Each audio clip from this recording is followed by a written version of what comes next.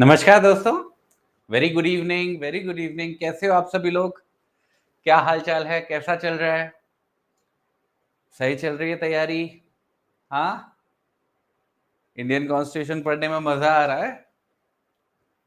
कल से फिर से थोड़ा सा लगा कि हाँ, चीजें समझ में आ रही हैं और हम लोग अपनी जर्नी की तरफ एक अग्रसर हो रहे हैं। एक अच्छी अंडरस्टैंडिंग क्रिएट हो रही है। हाँ, मैं बिल्कुल ठीक हूँ और बहुत बेहतर फील कर रहा हूँ। अब देखिए दोस्तों, अब इंडियन कॉन्स्टिट्यूशन का जो हमारा आज का सेशन है, पहले उसको समझ लेते हैं कि हम लोग किस किस बारे में बात करने वाले हैं। आप सभी लोगों को पता है कि कल हम लोगों ने आर्टिकल 19 की शुरुआत कर दी थी, ठीक है? और आर्टिकल 19 के अंदर जो भी फंडामेंटल फ्रीडम्स दिए गए हैं, article 19 1 A B C D E G, मैंने आपको सारे समझा दिए थे। फिर हम लोगों ने बात करी थी रीजनेबल रेस्ट्रिक्शंस की। मैंने आपको समझाया था कि ये जो हम लोग फंडामेंटल फ्रीडम्स पढ़ रहे हैं, इनके ऊपर रेस्ट्रिक्शंस भी लगाई जा सकती हैं। और खासकर हमने आर्टिकल 19 का क्लॉज 2 पढ़ा था, जिसके अंदर बताया गया था कि जो फ्रीडम ऑफ स्पीच और एक्सप्रेशन है, उसके ऊपर किन किन ग्राउंड्स पे रीजनेबल रेस्ट्रिक्शंस लगाई जा सकती हैं। तो हमारा जो एजेंडा है आर्टिकल 19 से संबंधित, वो आर्टिकल 19 के क्लॉज 2 तक कवर हो गया था। तो सबसे पहले आज के इस सेशन के अंदर हम लोग जो बचा हुआ आर्टिकल 19 है उसको फिनिश करेंगे। मतलब कि आर्टिकल 19 का क्लॉज 3, क्लॉज 4, क्लॉज 5 और क्लॉज 6 समझने की कोशिश करेंगे। इन सारे ही क्लॉजेस के अंदर हमको देखने को मिलेगा कि जो बाकी की फंडामेंटल फ्रीडम्स है, जैसे कि राइट टू असेंबल, जैसे कि right to form associations and unions, जैसे कि right to move, right to reside, right to settle, और आखिरी में जैसे कि right to practise any profession, trade, business वगैरह, उनके ऊपर किस किस ग्राउंड्स पर रेस्ट्रिक्शंस लगाई जा सकती हैं, इन सबको समझेंगे बचे हुए क्लॉजेस के अंदर। एक बार जब हम लोग आर्टिकल 19 को कवर कर लेंगे, हम लोग मूव करेंगे आर्टिकल 20 पर। आर्टिकल 20 के अंदर हम लोगों को 3 क्लॉजेस देखने होंगे, 3 कॉन्सेप्ट्स हैं, उनको समझेंगे। एक बार जब हम लोग आर्टिकल 20 को भी कवर कर लेंगे, फिर हम लोग जाएंगे केस लॉज पर, और जो भी इंपॉर्टेंट केस लॉज हैं उनको बारी बारी आपको समझाऊंगा। अराउंड 9-10 केस लॉज आपको समझाऊंगा। उसके बाद अगर समय बचता है तो हम लोग स्विच करेंगे अपने आर्टिकल 21 पर, और फिर इसी तरीके से चलेंगे। आर्टिकल 21 कवर करेंगे, 21A कवर करेंगे, 22 कवर करेंगे, और फिर से केस लॉज की तरफ वापस मुड़ेंगे और कुछ केस लॉज को कवर करेंगे उन्हीं आर्टिकल से जुड़े हुए।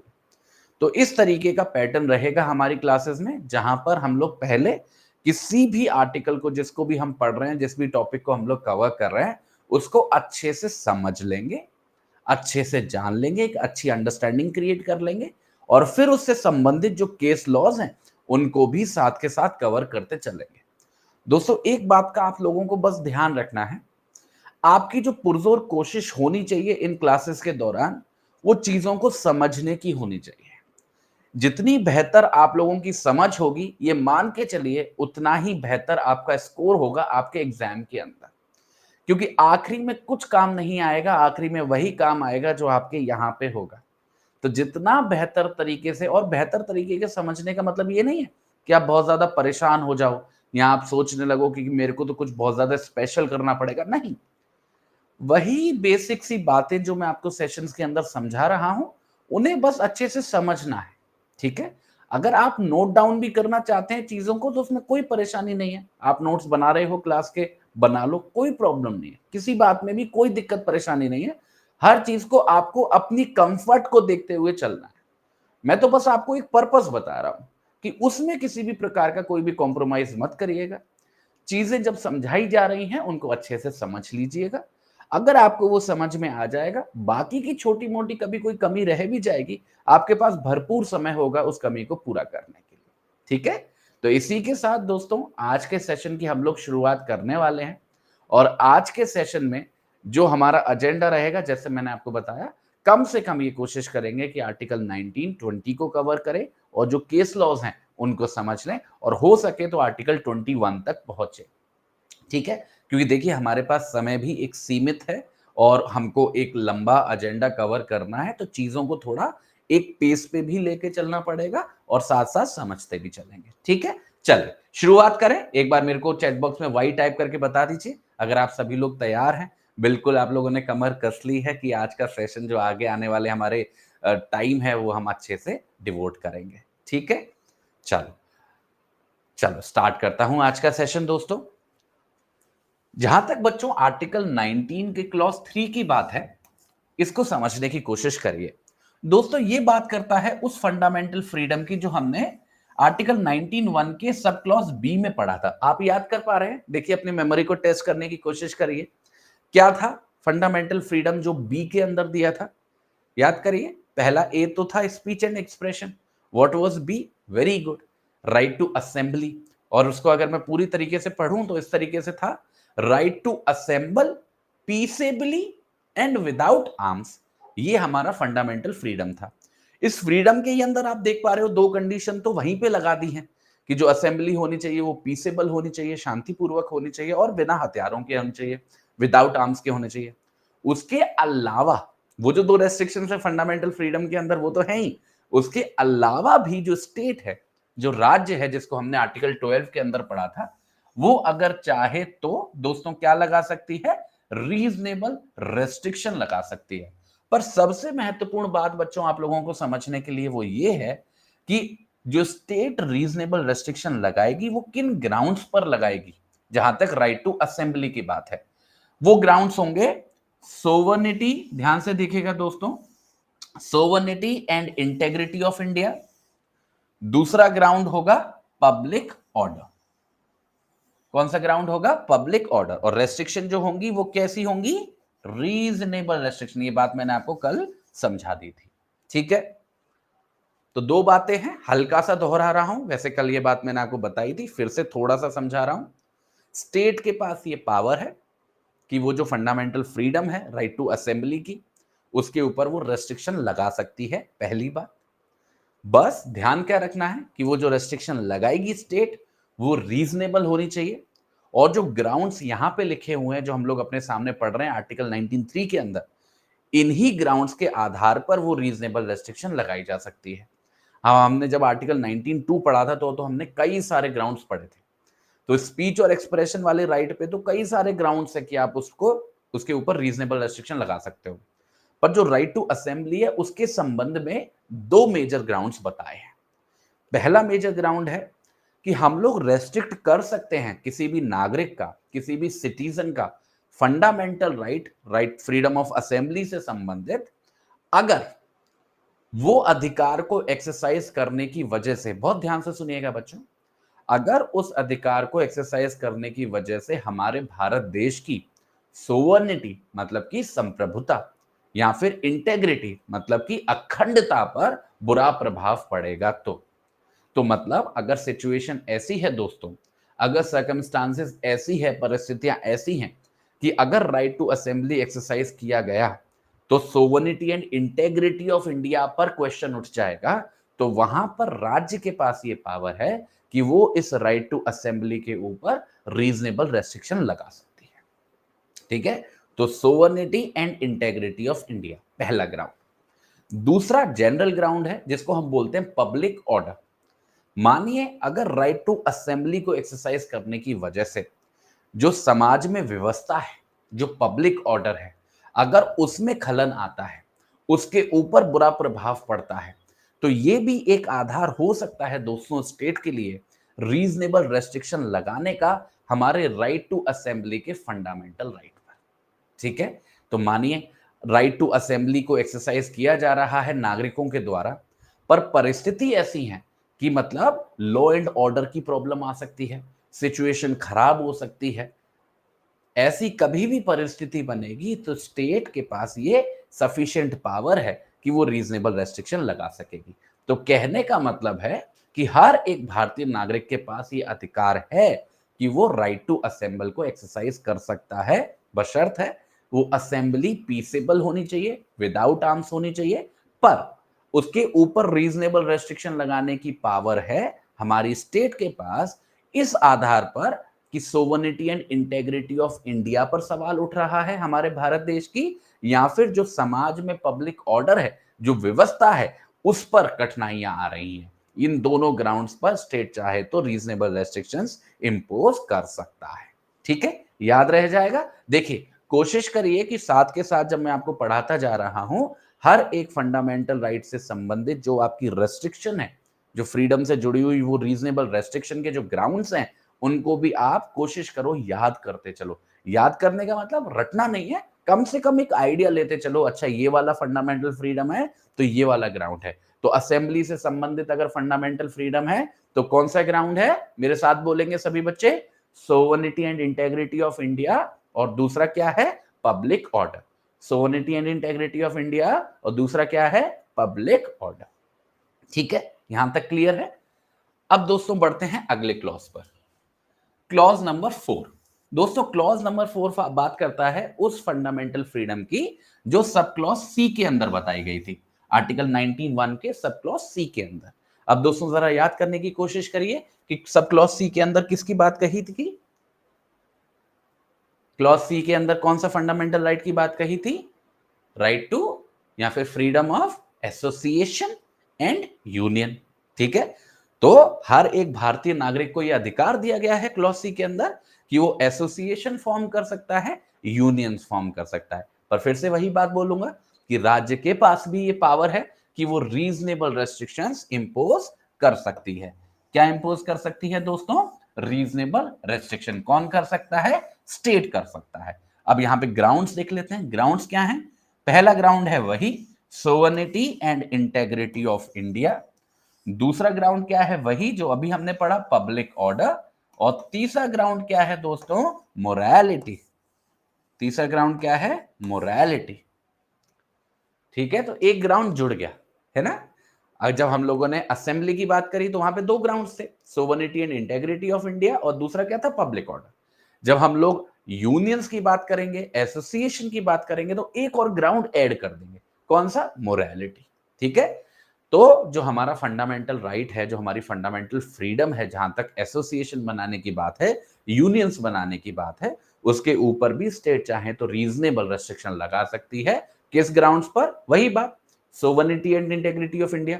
अगर किसी एसोसिएशन को बनाने की वजह से या यूनियन को बनाने की वजह से अगर दुष्प्रभाव पड़ रहा है हमारे भारत देश की सोवर्निटी पर, इंटेग्रिटी पर, उसकी संप्रभुता पर, उसकी अखंडता पर, तो वो एक आधार है स्टेट के लिए कि वो रेस्ट्रिक्शन लगा सकती है।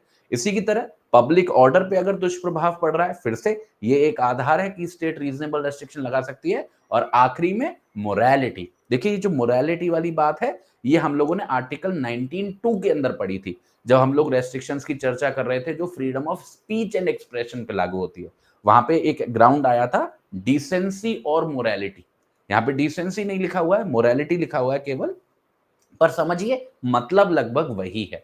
मानिए अगर कोई भी एसोसिएशन या कोई भी यूनियन जो भारतीय नागरिकों के द्वारा बनाई जा रही है या बनाई जा चुकी है, अगर उसके द्वारा कुछ भी ऐसा किया जा रहा है जिससे समाज के अंदर जो मोरालिटी है, देखिए दोस्तों, समाज के अंदर व्यवस्था जितनी जरूरी है, लॉ एंड ऑर्डर जितना जरूरी है, उतना ही जरूरी है उसका मोरल स्टैंडर्ड। प्रैक्टिकल बात बोल रहा हूं आप लोगों को। तो अगर कोई भी संस्था है जो किसी भी तरीके से समाज के ऊपर, समाज के मोरल स्टैंडर्ड्स के ऊपर दुष्प्रभाव डालेगी, तो वो स्वीकार्य नहीं होगी। और जो स्टेट है वो सफिशिएंट पावर रखेगी उसके ऊपर रीजनेबल रेस्ट्रिक्शन लगाने की। ठीक है, तो फटाफट से कौन कौन से ग्राउंड्स हो गए? Sovereignty and integrity of India, public order and morality. ठीक है, क्लियर है? नेक्स्ट पे ले चलूं आप लोगों को। अब देखिए क्लॉज 5। अब दोस्तों ये जो क्लॉज 5 है, ये दो फंडामेंटल फ्रीडम्स की एक साथ बात करता है। दो फंडामेंटल फ्रीडम्स की कौन कौन सी? एक तो वो जो सब क्लॉज डी में लिखी है, एक वो जो सब क्लॉज ई में लिखी है। जब मैंने आपको ये फंडामेंटल फ्रीडम पढ़ा रहा था, मैंने तब भी बताया था कि ये दोनों जुड़ी हुई हैं। जो डी वाली है वो क्या कहती है, जल्दी से बताएंगे मेरे को? डी वाली क्या कहती है? Very good, right to move freely throughout the territory of India. और जो ई है वो कौन सी फंडामेंटल फ्रीडम है? Right to reside, right to reside and settle. right to reside and settle in any part of the country. तो right to move, right to reside and right to settle, इन तीनों के ही संबंध में जो grounds हैं वो common है, एक ही जैसे ग्राउंड्स हैं। और वो कहां पे लिखे हुए हैं दोस्तों? कहां पे लिखे हुए हैं? क्लॉज 5 के अंदर। तो वही बात दोबारा दोहराऊंगा कि स्टेट के पास ये पावर है कि अगर वो चाहे तो इन फंडामेंटल फ्रीडम्स के ऊपर रीजनेबल रेस्ट्रिक्शंस लगा सकती है। पर ग्राउंड्स क्या हैं? ध्यान से देखिएगा। सबसे पहला ग्राउंड है इन the interest of general public. अभी समझा दूंगा, परेशान नहीं होना है, अभी बस देखिए। The interest of general public, ये पहला ग्राउंड है। दूसरा ग्राउंड देखेंगे दोस्तों, protection of the interest of scheduled tribes. Scheduled tribes, तो ये एक ग्राउंड हो गया, ये दूसरा ग्राउंड हो गया। अब समझाता हूं आपको बारी बारी से। देखिए दोस्तों, हम भारतीय नागरिकों का जो अधिकार है मूव करने का, रिसाइड करने का, सेटल करने का, इसके ऊपर हमारा राज्य, हमारी स्टेट अगर चाहे तो रीजनेबल रेस्ट्रिक्शन लगा सकती है। पहली बात, ठीक है। रीजनेबल रेस्ट्रिक्शन लगाने के दो ग्राउंड्स हैं, ध्यान से सुनिएगा, दो ग्राउंड्स हैं। एक तो है जनरल पब्लिक का इंटरेस्ट, इसका मतलब क्या है? आम जनता का हित। आम जनता मतलब क्या? आप जैसे, मेरे जैसे लोग, मैंगो पीपल बोलते हैं ना, मैंगो पीपल, आम जनता के हित। मतलब कि अगर किसी भी व्यक्ति के, किसी भी भारतीय नागरिक के मूव करने की वजह से, किसी भी जगह पर रिसाइड करने की वजह से या सेटल होने की वजह से भारतीय क्षेत्रफल में कहीं भी अगर जो आम जनता है उसके हितों पर बुरा प्रभाव पड़ेगा, तो राज्य के पास यह पावर है कि वो उस भारतीय नागरिक की जो फ्रीडम है मूव करने की, रिसाइड करने की और सेटल करने की, उसके ऊपर रीजनेबल रेस्ट्रिक्शन लगा सकेगी, उसके ऊपर रीजनेबल रेस्ट्रिक्शन लगा सकेगी। तो इन the interest of general public. और मैं आपको एक बात समझा दूं, ये बहुत ब्रॉड ग्राउंड है। मतलब जितने भी ग्राउंड्स लगभग अभी तक हम लोगों ने पढ़े हैं ना सारे, उसमें सबसे ब्रॉड ग्राउंड यही है, क्योंकि हर चीज लगभग इन the interest of general public कही जा सकती है। तो इस ग्राउंड के माध्यम से लगभग हमने स्टेट को खुली छूट दे दी है कि वो रीजनेबल रेस्ट्रिक्शन इंपोज कर सकती है भारतीय नागरिकों के मूव, रिसाइड और सेटल करने के अधिकार के ऊपर। ठीक है, पहला ग्राउंड। दूसरा ग्राउंड बहुत स्पेसिफिक है। देखो, पहला ग्राउंड जितना जनरल है, दूसरा ग्राउंड उतना ही स्पेसिफिक है। दूसरा ग्राउंड है शेड्यूल्ड ट्राइब्स का इंटरेस्ट। जैसे आदिवासी कम्युनिटी है, फॉर एग्जाम्पल, अगर हम भारतीय नागरिकों के मूव करने की वजह से, रिसाइड करने की वजह से या सेटल करने की वजह से भारतीय क्षेत्रफल में कहीं पर भी अगर शेड्यूल्ड ट्राइब कम्युनिटी, आदिवासी कम्युनिटी वगैरह पर बुरा प्रभाव पड़ रहा है, उनकी कल्चर पर, उनके पीस पर, उनकी लाइफस्टाइल पर अगर बुरा प्रभाव पड़ रहा है दोस्तों, तो ध्यान से सुनिएगा, हमारा जो स्टेट है वो रीजनेबल रेस्ट्रिक्शन लगा सकेगा। हमारा जो स्टेट है वो रीजनेबल रेस्ट्रिक्शन लगा सकेगा। तो एक बार फिर से रिवाइज करा रहा हूं, ध्यान से सुनिए। जहां तक हमारे फ्रीडम की बात है, मूव करने की, रिसाइड करने की या फिर सेटल करने की, जो कि हमारे क्लॉज डी और ई में दिए गए हैं आर्टिकल 19(1) के, उनके ऊपर स्टेट रीजनेबल रेस्ट्रिक्शन लगा सकता है दोस्तों। दो ग्राउंड्स पर, इन the interest of general public और दूसरा इन the interest of scheduled tribes. ठीक है, क्लियर है? अब इसी के साथ हम लोग मूव कर रहे हैं आखिरी क्लॉज पर, आर्टिकल 19 के, और आखिरी क्लॉज है 6, आर्टिकल 19 का क्लॉज 6। ठीक है, अब ये क्या कह रहा है? ये कह रहा है जहां तक फंडामेंटल फ्रीडम की बात है, जो सब क्लॉज जी के अंदर दी गई है आर्टिकल 19(1) के। अब फटाफट से मेरे को बताओ, क्लॉज जी के अंदर कौन सी फंडामेंटल फ्रीडम दी गई है? बताएंगे फटाफट से। क्लॉज जी के अंदर बहुत महत्वपूर्ण, very good, freedom to practise any profession, follow any trade, occupation, business. ठीक है, ये जो अधिकार है इसके संबंध में भी दोस्तों स्टेट के पास ये पावर है। ध्यान से देखिएगा, हमारी स्टेट के पास ये पावर है कि वो रीजनेबल रेस्ट्रिक्शंस इंपोज कर सकती है, रीजनेबल रेस्ट्रिक्शन इंपोज कर सकती है।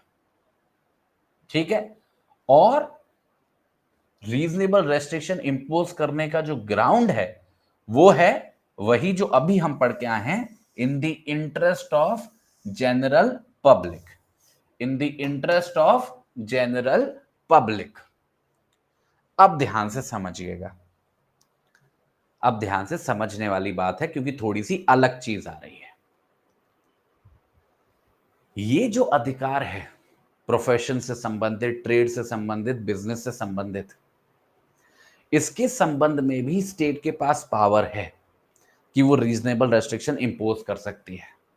और जहां तक ग्राउंड की बात है रीजनेबल रेस्ट्रिक्शन इंपोज करने के, मात्र एक ग्राउंड दिया गया है दोस्तों, मात्र एक ग्राउंड दिया गया है, और वो ग्राउंड क्या है, इन the interest of general public.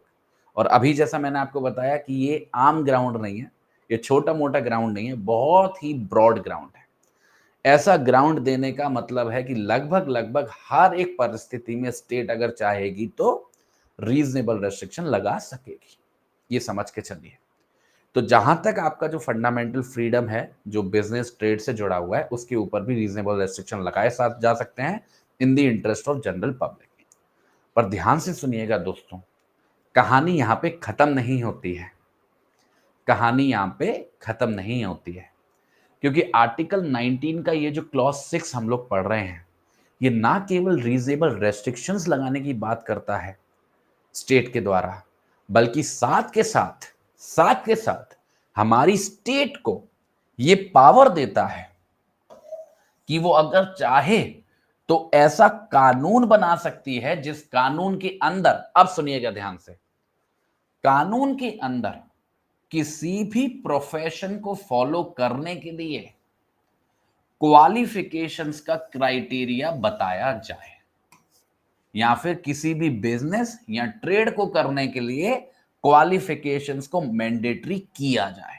अब सुनिएगा बड़े ध्यान से, जब मैं कहता हूं, ध्यान से सुनना, जब मैं कहता हूं कि हर एक भारतीय नागरिक के पास ये अधिकार है कि वो जो चाहे वो काम करे, जो चाहे वो प्रोफेशन चूज करे, जो चाहे वो ट्रेड और बिजनेस करे, तो क्या इसका मतलब ये है कि एक व्यक्ति, एक भारतीय नागरिक जो पढ़ा लिखा नहीं है, जो शायद केवल 10वीं पास है या 12वीं पास है, अगर वो व्यक्ति कल को उठ के कहने लगे कि मैं तो डॉक्टर बनना चाहता हूं, मैं तो अपना क्लिनिक खोलूंगा, मरीजों को देखूंगा, मैं तो मरीजों का ऑपरेशन भी करूंगा, या वो उठ के कहने लगे कि मैं तो वकील बनना चाहता हूं, मैं तो रिप्रेजेंट करूंगा पार्टीज को कोर्ट के सामने, या फिर वो कहने लगे कि मैं तो आर्किटेक्ट बनूंगा, मैं तो प्लान बनाऊंगा बड़े बड़े बिल्डिंग्स के, तो आप खुद ही समझ पा रहे हैं कि कितना बड़ा खतरा हो जाएगा हमारे समाज के लिए। समझ पा रहे हैं? और वो अगर ये ग्राउंड देने लगे कि मेरे पास तो फंडामेंटल फ्रीडम है, आर्टिकल 19 में लिखा हुआ है, इसलिए ये यहां पे आप अपने सामने देख रहे हो, राज्य के पास ये पावर है दोस्तों कि वो किसी भी प्रोफेशन को फॉलो करने के लिए या किसी भी ट्रेड और बिजनेस को फॉलो करने के लिए एक रिक्वायरमेंट इंपोज कर सकती है, और वो रिक्वायरमेंट होगी क्वालिफिकेशन से संबंधित। कहने का मतलब है स्टेट ये कानून बना सकती है और बोल सकती है, अच्छा आप वकील बनना चाहते हो तो ये जरूरी होगा कि आपके पास लॉ डिग्री हो, अच्छा आप डॉक्टर बनना चाहते हो तो ये जरूरी होगा कि आपके पास एमबीबीएस की डिग्री हो, अच्छा आप इंजीनियर बनना चाहते हो तो जरूरी हो कि आपके पास इंजीनियरिंग की डिग्री हो, अच्छा आप फलाना ट्रेड करना चाहते हो तो जरूरी हो कि आपके पास फलाने ट्रेड से संबंधित डिग्री हो, आप तभी उस बिजनेस को कर पाओगे। तो कहने का मतलब क्या है ऐसी परिस्थिति में हर वो भारतीय नागरिक, बहुत ध्यान से सुनना बच्चे, बहुत इंपॉर्टेंट बात कह रहा हूं, हर वो भारतीय नागरिक जो उन क्वालिफिकेशन से जुड़े हुए क्राइटेरिया को पूरा कर रहा है, उसके पास तो अधिकार है, उसके पास तो अधिकार है कि वो फंडामेंटल फ्रीडम को क्लेम कर सकता है कि मेरे को उस प्रोफेशन को प्रैक्टिस करना है। फॉर एग्जाम्पल, अगर मेरे पास लॉ डिग्री है तो मैं अपना ये फंडामेंटल फ्रीडम क्लेम कर सकता हूं कि मेरे को एज ए लॉयर प्रैक्टिस करना है और मेरे को कोई रोक नहीं सकता, मेरा ये फंडामेंटल राइट है।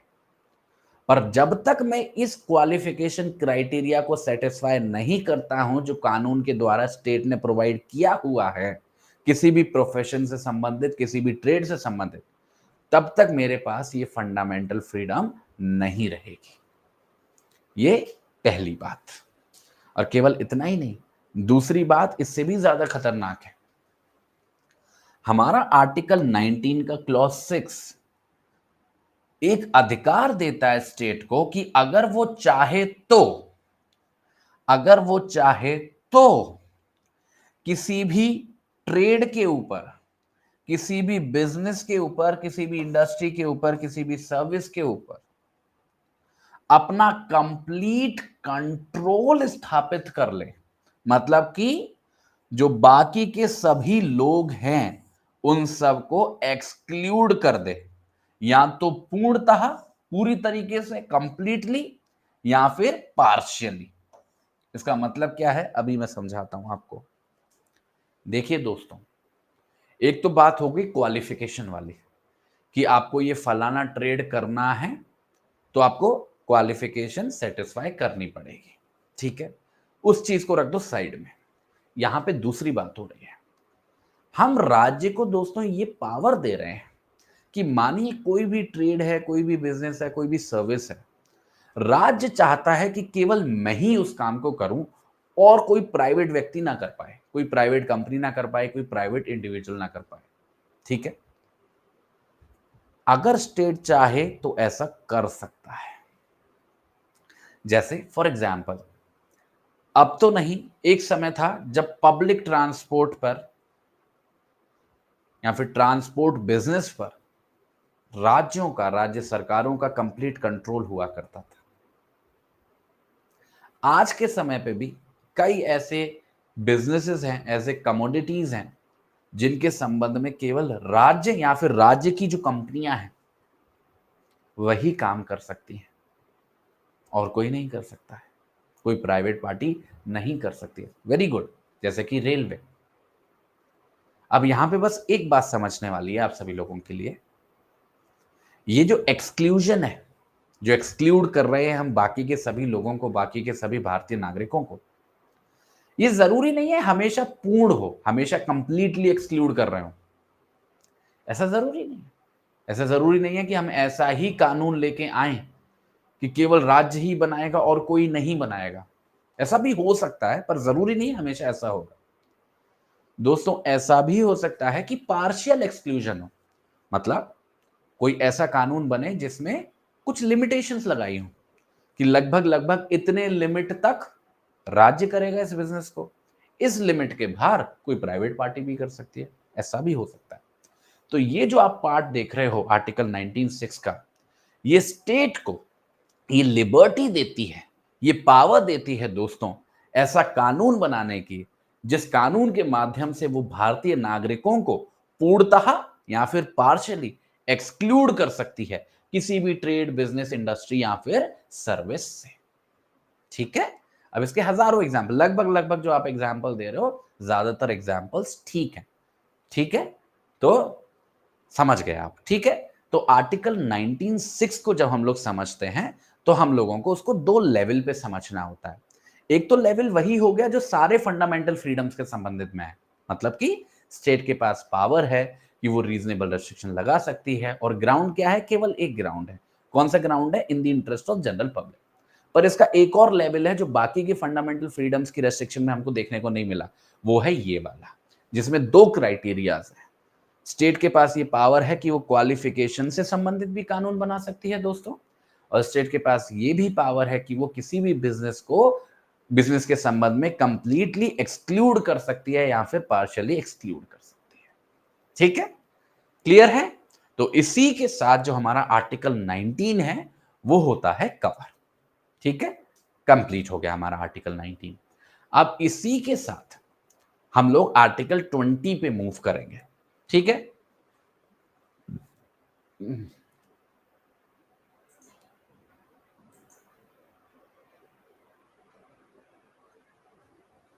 हाँ ठीक है, टॉपिक पे स्टिक करेंगे, कोशिश करेंगे कि जो चीज हम लोग यहाँ पे पढ़ने की कोशिश कर रहे हैं, समझने की कोशिश कर रहे हैं, जो भी डिस्कशन हो वो उसी से संबंधित हो। ठीक है, चलिए आ जाइए आर्टिकल 20 की बात करते हैं।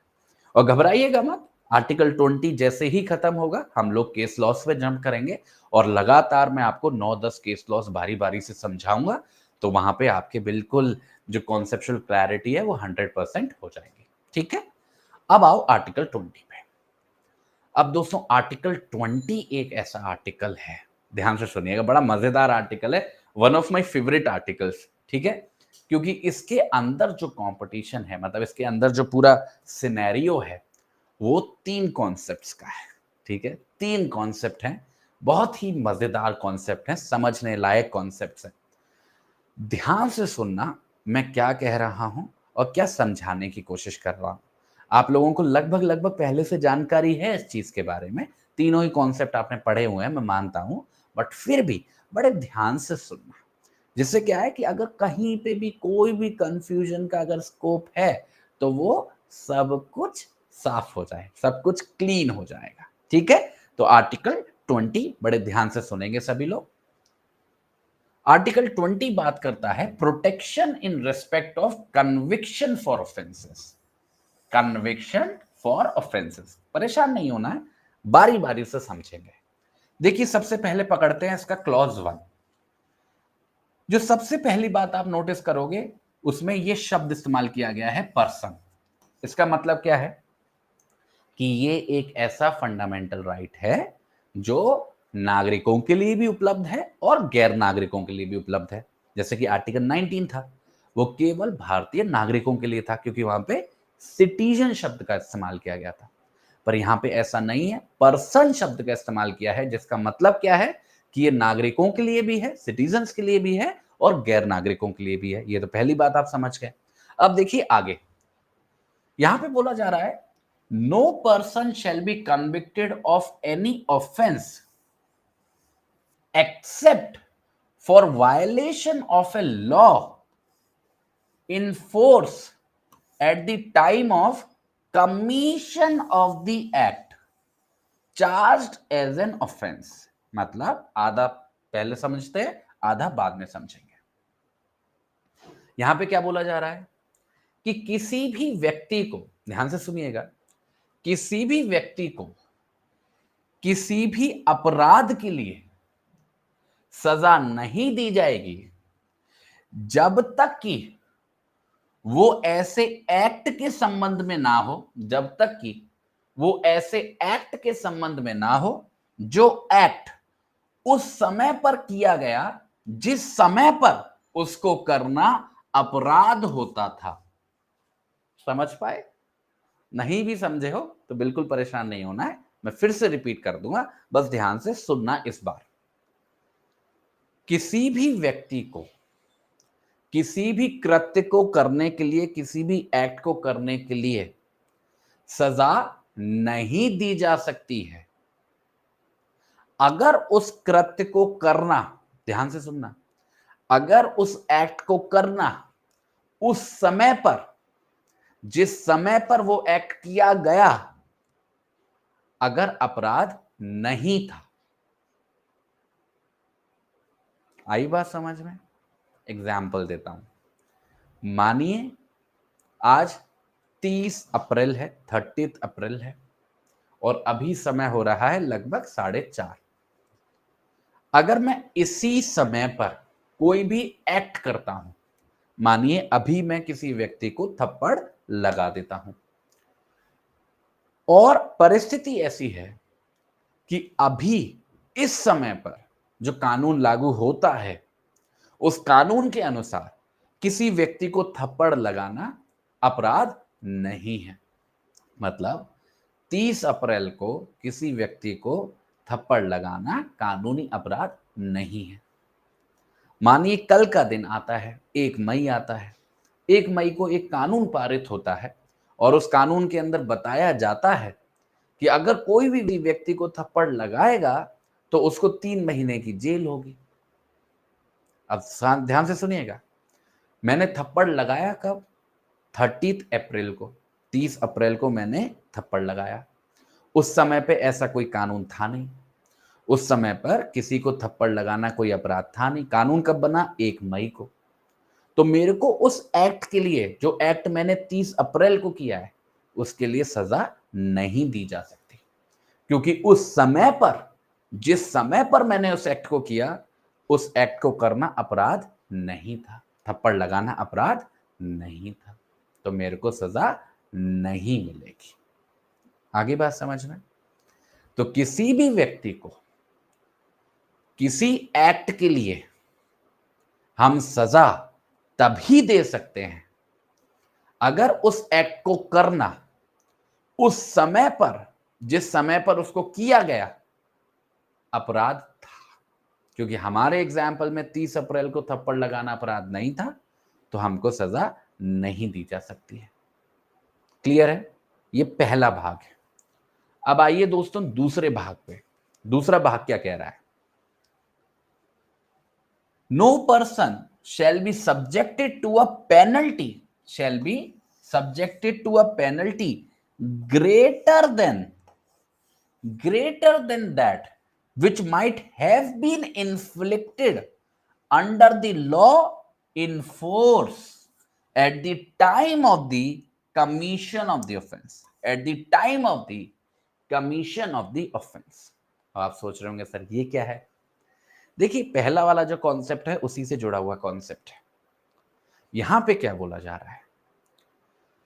किसी भी व्यक्ति को जब हम किसी भी एक्ट के लिए, ध्यान से सुनना, एक ही बार में समझ में आएगा, किसी भी व्यक्ति को जब हम किसी भी एक्ट के लिए सजा देते हैं, वो सजा उस कानून के अनुसार ही होगी जो कानून उस समय पे लागू होता है जिस समय पर वो एक्ट किया गया है।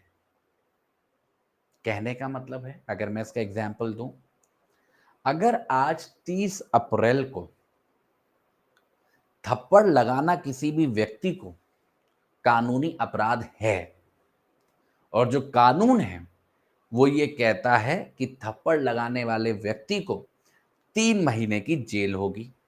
ये एक ऐसा कानून है जो 30 अप्रैल को लागू होता है, जो कहता है थप्पड़ लगाना अपराध भी है और उस अपराध के लिए 3 महीने की जेल होगी। मानिए मैंने किसी व्यक्ति को थप्पड़ लगा दिया, आज ही लगा दिया, 30 अप्रैल को ही लगा दिया। अब कल को 1 मई को इस कानून के अंदर बदलाव लाया गया और बोला गया कि अगर कोई व्यक्ति थप्पड़ लगाता है तो उस व्यक्ति को 6 महीने की सजा होगी, ना कि 3 महीने की। पर ये कानून में बदलाव कब आया है? 1 मई को आया है। थप्पड़ कब लगाया मैंने? 30 अप्रैल को लगाया। तो मेरे को जो सजा होगी दोस्तों, जो मेरे को सजा होगी वो उस ही कानून के अनुसार होगी जो लागू हो रहा था जब मैंने वो एक्ट किया, जो कि 30 अप्रैल को लागू हो रहा था जब मैंने थप्पड़ लगाया। मेरे को 6 महीने तक की सजा नहीं मिलेगी, मेरे को 3 महीने तक की ही सजा मिलेगी। तो ये 2 फेसेट्स हैं, ठीक है? 2 फेसेट्स हैं हमारे एक प्रिंसिपल के, जिसको हम बोलते हैं एक्स पोस्ट फैक्टो लॉ। क्या बोलते हैं?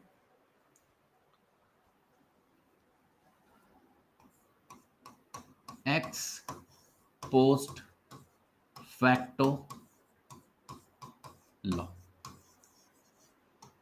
ठीक है? क्लियर है? तो जो हमारा क्लॉज 1 है वो 2 सिचुएशंस की बात करता है।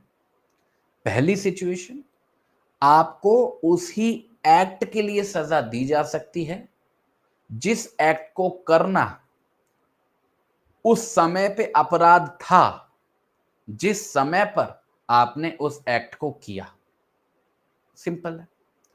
दूसरी सिचुएशन, आपको उसी कानून के अनुसार उसी मात्रा में सजा दी जा सकती है जो कानून लागू होता था उस समय पर, जिस समय पर आपने एक्ट किया।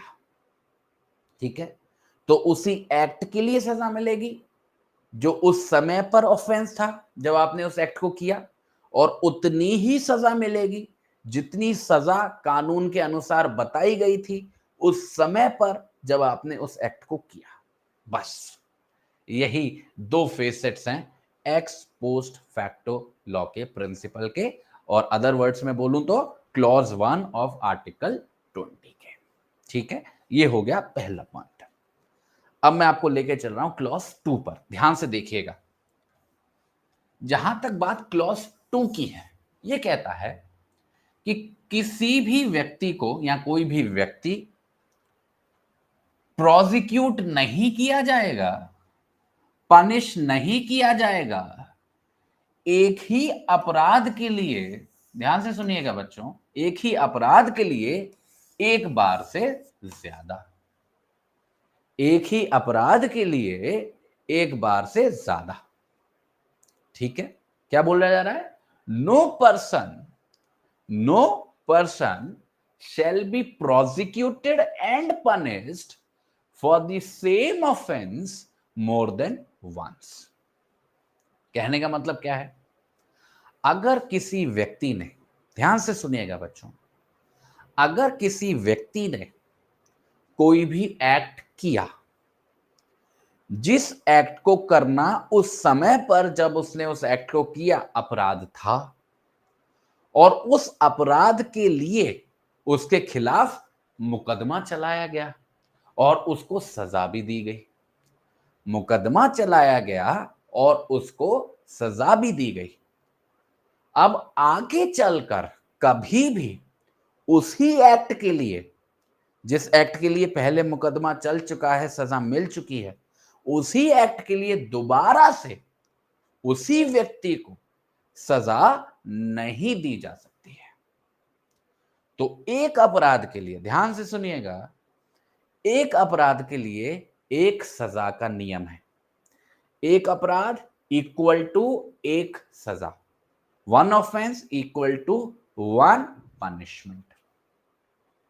क्लियर है? पर यहां पर बस एक बात समझ लीजिएगा दोस्तों, ये वाला जो प्रिंसिपल है, इसको लागू करने के लिए ये जरूरी है कि जो आपका एक्ट था, जो आपका ऑफेंस था, उसके लिए आपके खिलाफ पहले प्रोसिक्यूशन भी चला हो, मतलब मुकदमा भी चला हो, और आपको उस मुकदमे के अंदर, उस प्रोसिक्यूशन के अंदर पनिश भी किया गया हो, सजा भी मिली हो। क्योंकि बच्चे यहां पे एंड लिखा हुआ है, इसको मत भूलिएगा, यहां पे और नहीं लिखा हुआ है, एंड लिखा हुआ है। ये जो प्रिंसिपल है, इसको लागू करने के लिए, लागू होने के लिए दोस्तों, ये बहुत ज्यादा जरूरी है कि मुकदमा भी चला हो और मुकदमे के अंदर सजा भी मिली हो। अगर मान लीजिए केवल मुकदमा चला पर सजा नहीं दी गई, मानो उस व्यक्ति को माना गया कि उसने अपराध किया ही नहीं है, तो फिर ये प्रिंसिपल अप्लाई नहीं होगा। इस प्रिंसिपल को अप्लाई करने के लिए प्रीवियस प्रोसिक्यूशन भी चाहिए और पनिशमेंट भी चाहिए दोस्तों। ठीक है, क्लियर है? तो फॉर एग्जाम्पल, आज 30 अप्रैल को मैं किसी व्यक्ति को थप्पड़ लगा देता हूं, और 30 अप्रैल को किसी व्यक्ति को थप्पड़ लगाना एक कानूनी अपराध है। अब इसी थप्पड़ लगाने को जो मैंने 30 अप्रैल को लगाया, इसकी वजह से मेरे खिलाफ कानूनी कार्रवाई की गई, मेरे खिलाफ प्रोसिक्यूशन इनिशिएट किया गया, और उस प्रोसिक्यूशन के अंदर यह साबित हो गया कि मैंने थप्पड़ लगाया है, जिसकी वजह से मुझे सजा भी मिल गई। ठीक है, अब आगे चलकर कभी भी मेरे खिलाफ कोई भी नया प्रोसिक्यूशन या कोई भी नया पनिशमेंट इनिशिएट नहीं किया जा सकता उसी थप्पड़ को लेके जो मैंने आज लगाया था, 30 अप्रैल को लगाया था। क्यों? क्योंकि उसके संबंध में मेरे खिलाफ प्रोसिक्यूशन भी हो चुका है और उस प्रोसिक्यूशन के अंदर पनिशमेंट भी मिल चुकी है। ठीक है, इस प्रिंसिपल को हम लोग क्या बोलते हैं, जैसे कि काफी बच्चे बता भी रहे थे, इस प्रिंसिपल को बोलते हैं the principle of double jeopardy. Double jeopardy, double jeopardy. ठीक है, समझ में आ गया। अब आपको लेके चल रहा हूं तीसरे क्लॉज पर। मजेदार क्लॉज है तीसरा वाला, बड़े ध्यान से सुनिएगा। जो हमारा क्लॉज 3 है वो क्या कहता है, ये कहता है कि कोई भी व्यक्ति, no person accused of any offence, देखिए ये सबसे महत्वपूर्ण बात है, accused of any offence shall be compelled, shall be compelled to be a witness, to be a witness against himself, to be a witness against himself or herself. No person, ध्यान से सुनना बच्चों, no person accused of any offense shall be compelled to be a witness against himself or herself. इसका मतलब क्या है, अगर दोस्तों कोई भी व्यक्ति है, बहुत ध्यान से सुनना बच्चे, अगर दोस्तों कोई भी व्यक्ति है जिस व्यक्ति के खिलाफ, जिस व्यक्ति के खिलाफ आरोप लगा है किसी भी अपराध से संबंधित, अगर कोई भी व्यक्ति है जिस व्यक्ति के खिलाफ आरोप लगा हुआ है किसी भी अपराध से संबंधित, मतलब कोई व्यक्ति है जो एक्यूज्ड है किसी भी ऑफेंस का, ऐसे किसी भी व्यक्ति को मजबूर नहीं किया जा सकता, मजबूर नहीं किया जा सकता कि वो अपने ही खिलाफ गवाही दे, कि वो अपने ही खिलाफ गवाही दे, उसको मजबूर नहीं किया जा सकता है।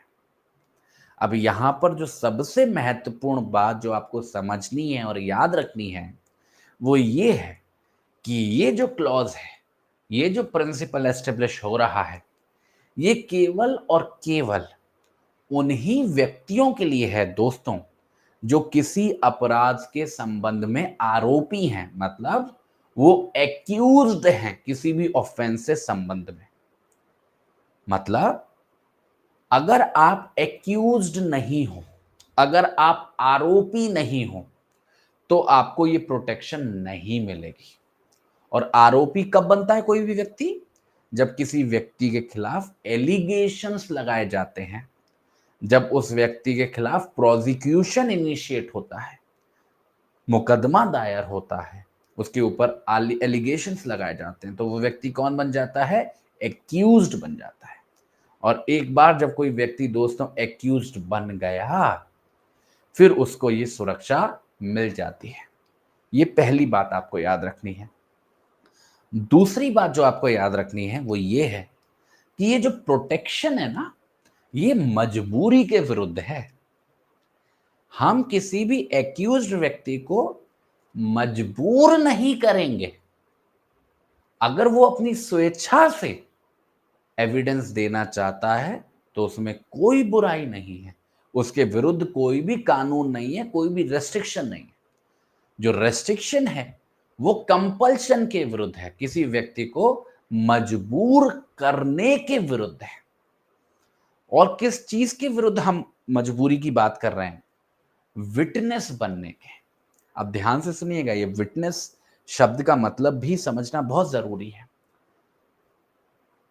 विटनेस का मतलब है कि हम ऐसे किसी भी एक्यूज व्यक्ति को, ध्यान से सुनना, ये सबसे इंपॉर्टेंट बात मैं आपको बोल रहा हूं, हम किसी भी ऐसे एक्यूज व्यक्ति को मजबूर नहीं करेंगे किसी भी ऐसी जानकारी को, ध्यान से सुनना, किसी भी ऐसी जानकारी को देने के लिए जो जानकारी उसकी पर्सनल नॉलेज और इंफॉर्मेशन पे बेस्ड है।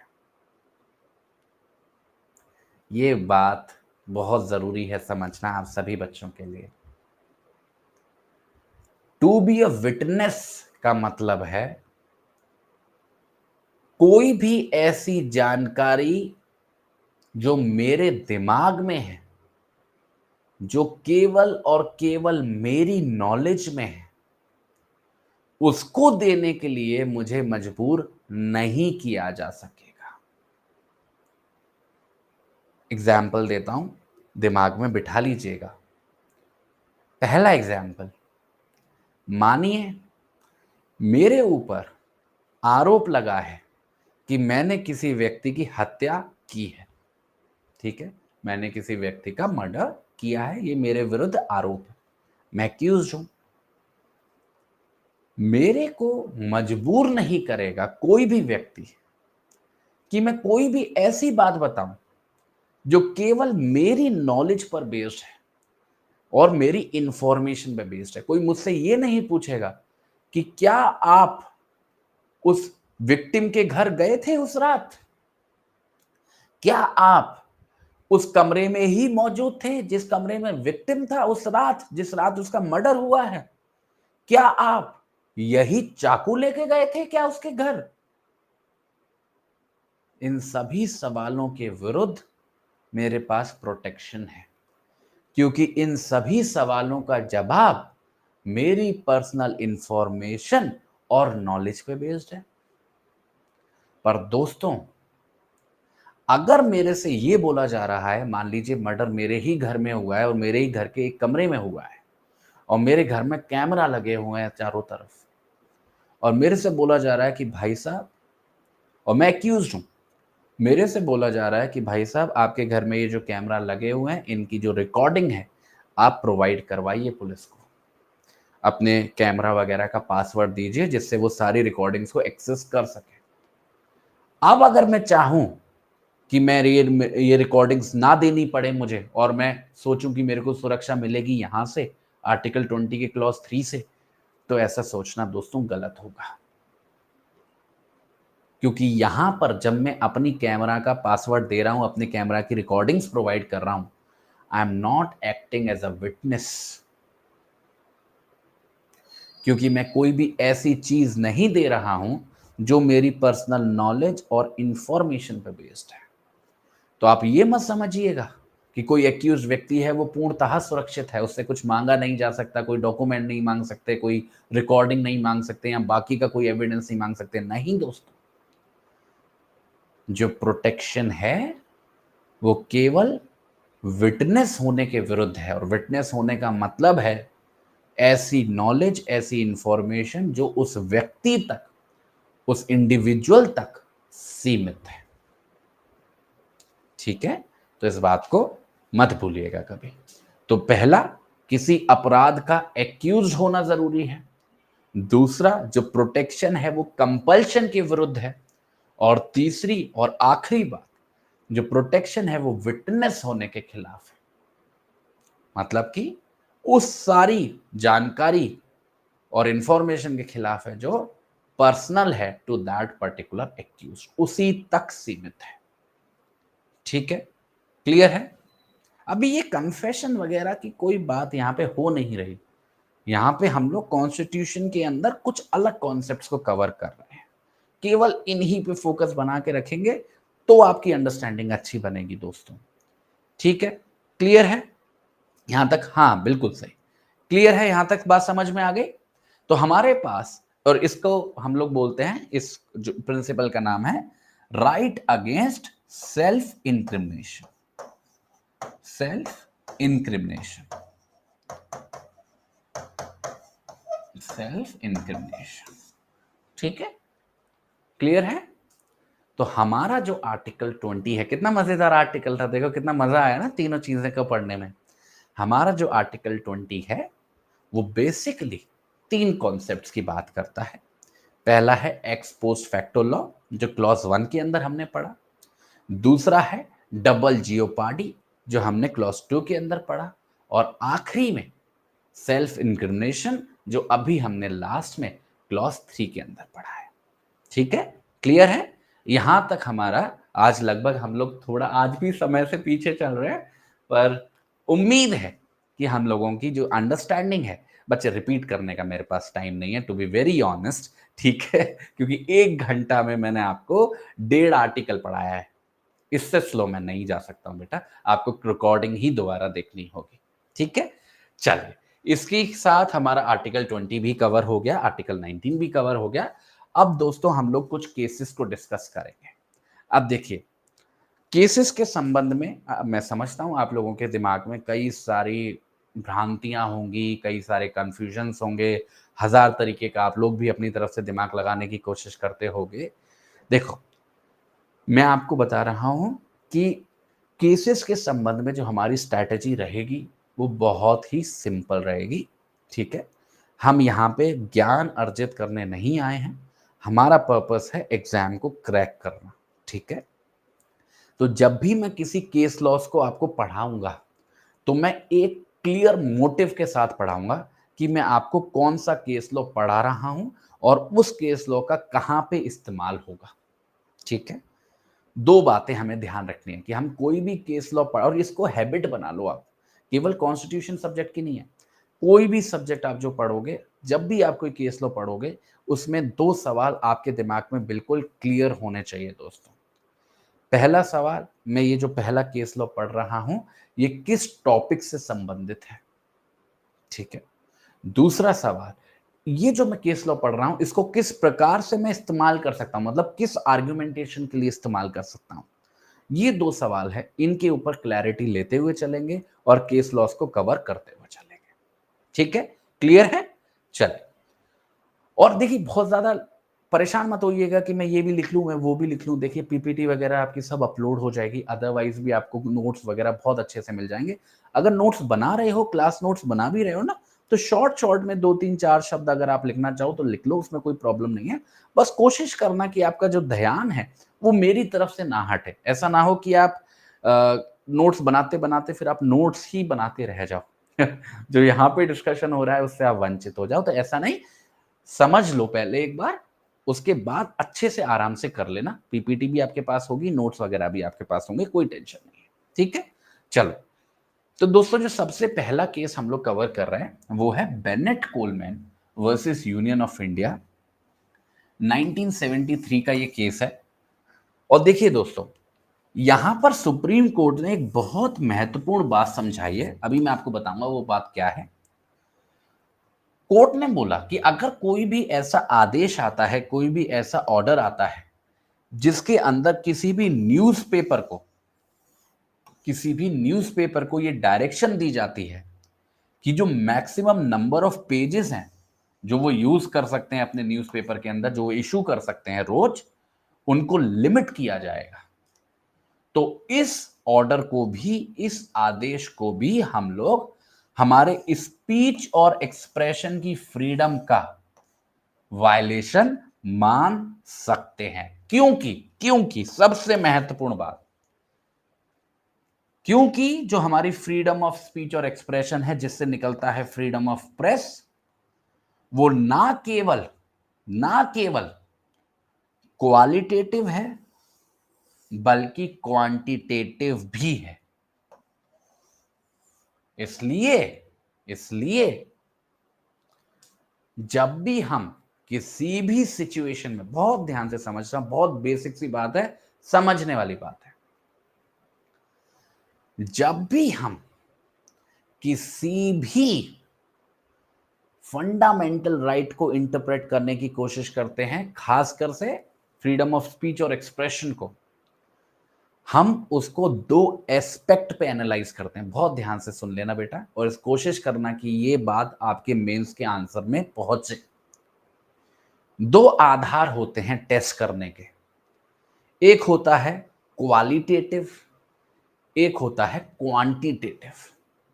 इन दोनों में फर्क क्या है मैं आपको समझा देता हूं। जब भी हम ऐसी परिस्थिति में हैं कि मानिए राज्य ने कोई कानून बनाया या कोई आदेश दिया, और सवाल उठ रहा है कि क्या उस आदेश की वजह से फंडामेंटल राइट वायलेट हो रहा है या नहीं, फंडामेंटल फ्रीडम वायलेट हो रही है या नहीं, तो हम पहले देखेंगे कि वो जो फ्रीडम है उसकी रिलेटिव इंपॉर्टेंस है क्या, मतलब उस फ्रीडम के अंदर क्या अधिकार मिलता है मेरे को, भारतीय नागरिक को। और अभी ये जो कानून बना, अब ये जो कानून बनाया गया राज्य के द्वारा या आदेश दिया गया आदेश राज्य के द्वारा, उसका क्या प्रभाव पड़ा उस पर्पस के ऊपर जिस पर्पस को सर्व करने के लिए वो कानून बनाया गया था। इसको बोलते हैं क्वालिटेटिव एनालिसिस। ध्यान से सुनिएगा, क्या बोलते हैं? क्वालिटेटिव एनालिसिस, जिसके अंदर हम लोग पता करने की कोशिश कर रहे हैं कि किसी भी कानून का किस हद तक दुष्प्रभाव पड़ा है किसी भी फंडामेंटल फ्रीडम पर। क्योंकि देखो, हर एक फ्रीडम का एक पर्पस है ना। हम क्यों स्पीच और एक्सप्रेशन दे रहे हैं? जिससे कि हमारे जो भारतीय नागरिक हैं वो आजादी से अभिव्यक्त कर सकें अपनी बातें। तो हम देखेंगे कि किसी भी आदेश का इस पर्पस पर कितना बुरा प्रभाव पड़ रहा है। इसको बोलते हैं क्वालिटेटिव एनालिसिस। एक दूसरा एनालिसिस होता है, वो होता है क्वांटिटेटिव। ध्यान से सुनिएगा, क्या होता है दोस्तों? Quantitative analysis. इसका मतलब क्या है दोस्तों? इसका मतलब होता है कि जब हम एनालाइज करें किसी भी रेस्ट्रिक्शन को, किसी भी लॉ को, किसी भी ऑर्डर को, तो हम देखें कि वो किस मात्रा में, किस क्वांटिटी में इंपैक्ट कर रहा है उस राइट को।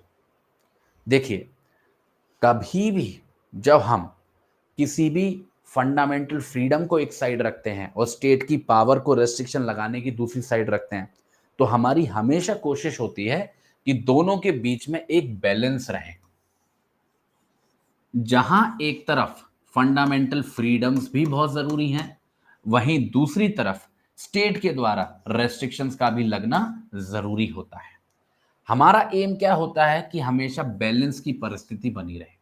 बैलेंस है या नहीं, वो हमको इसी क्वालिटेटिव और क्वांटिटेटिव एनालिसिस से पता चलता है। ठीक है? पर्पस पर किस हद तक बुरा प्रभाव और किस मात्रा में बुरा प्रभाव पड़ रहा है, ये दोनों ही लेवल पर हम लोग एनालाइज करते हैं। अब देखो, इसको मैं एग्जाम्पल में मोल्ड करता हूं, जो फैक्चुअल सिनेरियो इस केस में है। हमारी सरकार एक नियम बनाती है, एक आदेश जारी करती है, जिसके तहत वो बोल रही है न्यूज़पेपर्स को, न्यूज़पेपर कंपनीज को, कि जब वो पब्लिश करेंगे अपना न्यूज़पेपर, तो उनके जो नंबर ऑफ पेजेस हैं वो इतने लिमिट तक हो सकते हैं। ठीक है? इतने पेजेस आपको मिलेंगे। अब आपको देखने में लगेगा, सोचने में लगेगा कि देखो कितना सिंपल सा ऑर्डर है कि स्टेट कह रही है कि एक लिमिटेड अमाउंट ऑफ पेजेस होंगे आपके किसी भी पब्लिकेशन के अंदर। पर इससे देखिए, दो प्रभाव पड़ेंगे। पहला प्रभाव, जब मैं रेस्ट्रिक्ट कर रहा हूं नंबर ऑफ पेजेस, इसका मतलब क्या होगा कि वो जो सारी न्यूज़ वो न्यूज़पेपर छापना चाहता है अपने अखबार के अंदर, उसकी जो इंडिपेंडेंस थी वो कहीं ना कहीं छिन गई। अब उसे पता है कि मेरे पास इतनी ही क्वांटिटी में पेजेस हैं जिसके अंदर मुझे वो सारी जानकारी देनी है। ये पहला प्रभाव हुआ। अब आप दूसरे नंबर पर देखिए, न्यूज़पेपर की जो इंडस्ट्री है हमारी देश में, वो किस तरीके से काम करती है। फॉर एग्जाम्पल, जब आप न्यूज़पेपर खरीदते हो, आज के समय पे तो फिर भी न्यूज़पेपर्स काफ़ी महंगे हो गए हैं, 10 रुपये 8 रुपये के आने लगे हैं। एक ऐसा भी समय था कि न्यूज़पेपर 1 रुपये का भी आता था, 2 रुपये का भी आता था। ठीक है? कुछ न्यूज़पेपर्स फ्री ऑफ कॉस्ट भी आते थे। तो ये कैसे सर्वाइव करते हैं न्यूज़पेपर? ये न्यूज़पेपर सर्वाइव करते हैं एडवर्टीजमेंट्स के थ्रू। कैसे सर्वाइव करते हैं? एडवर्टीजमेंट्स के थ्रू। जो लोग अपना विज्ञापन छपवाना चाहते हैं न्यूज़पेपर के अंदर, वो न्यूज़पेपर को पैसा देते हैं और उसी से वो न्यूज़पेपर सस्टेन करता है। और कोई भी व्यक्ति विज्ञापन क्यों देता है, ऐड क्यों देता है न्यूज़पेपर में? क्योंकि उसकी वाइड सर्कुलेशन है। ठीक है? वो घर घर जा रहा है, तो घर घर एडवर्टीजमेंट जा रहा है। तो जब आप एडवर्टीजमेंट दोगे तो एडवर्टीजमेंट भी तो जगह घेरेगा न्यूज़पेपर के अंदर।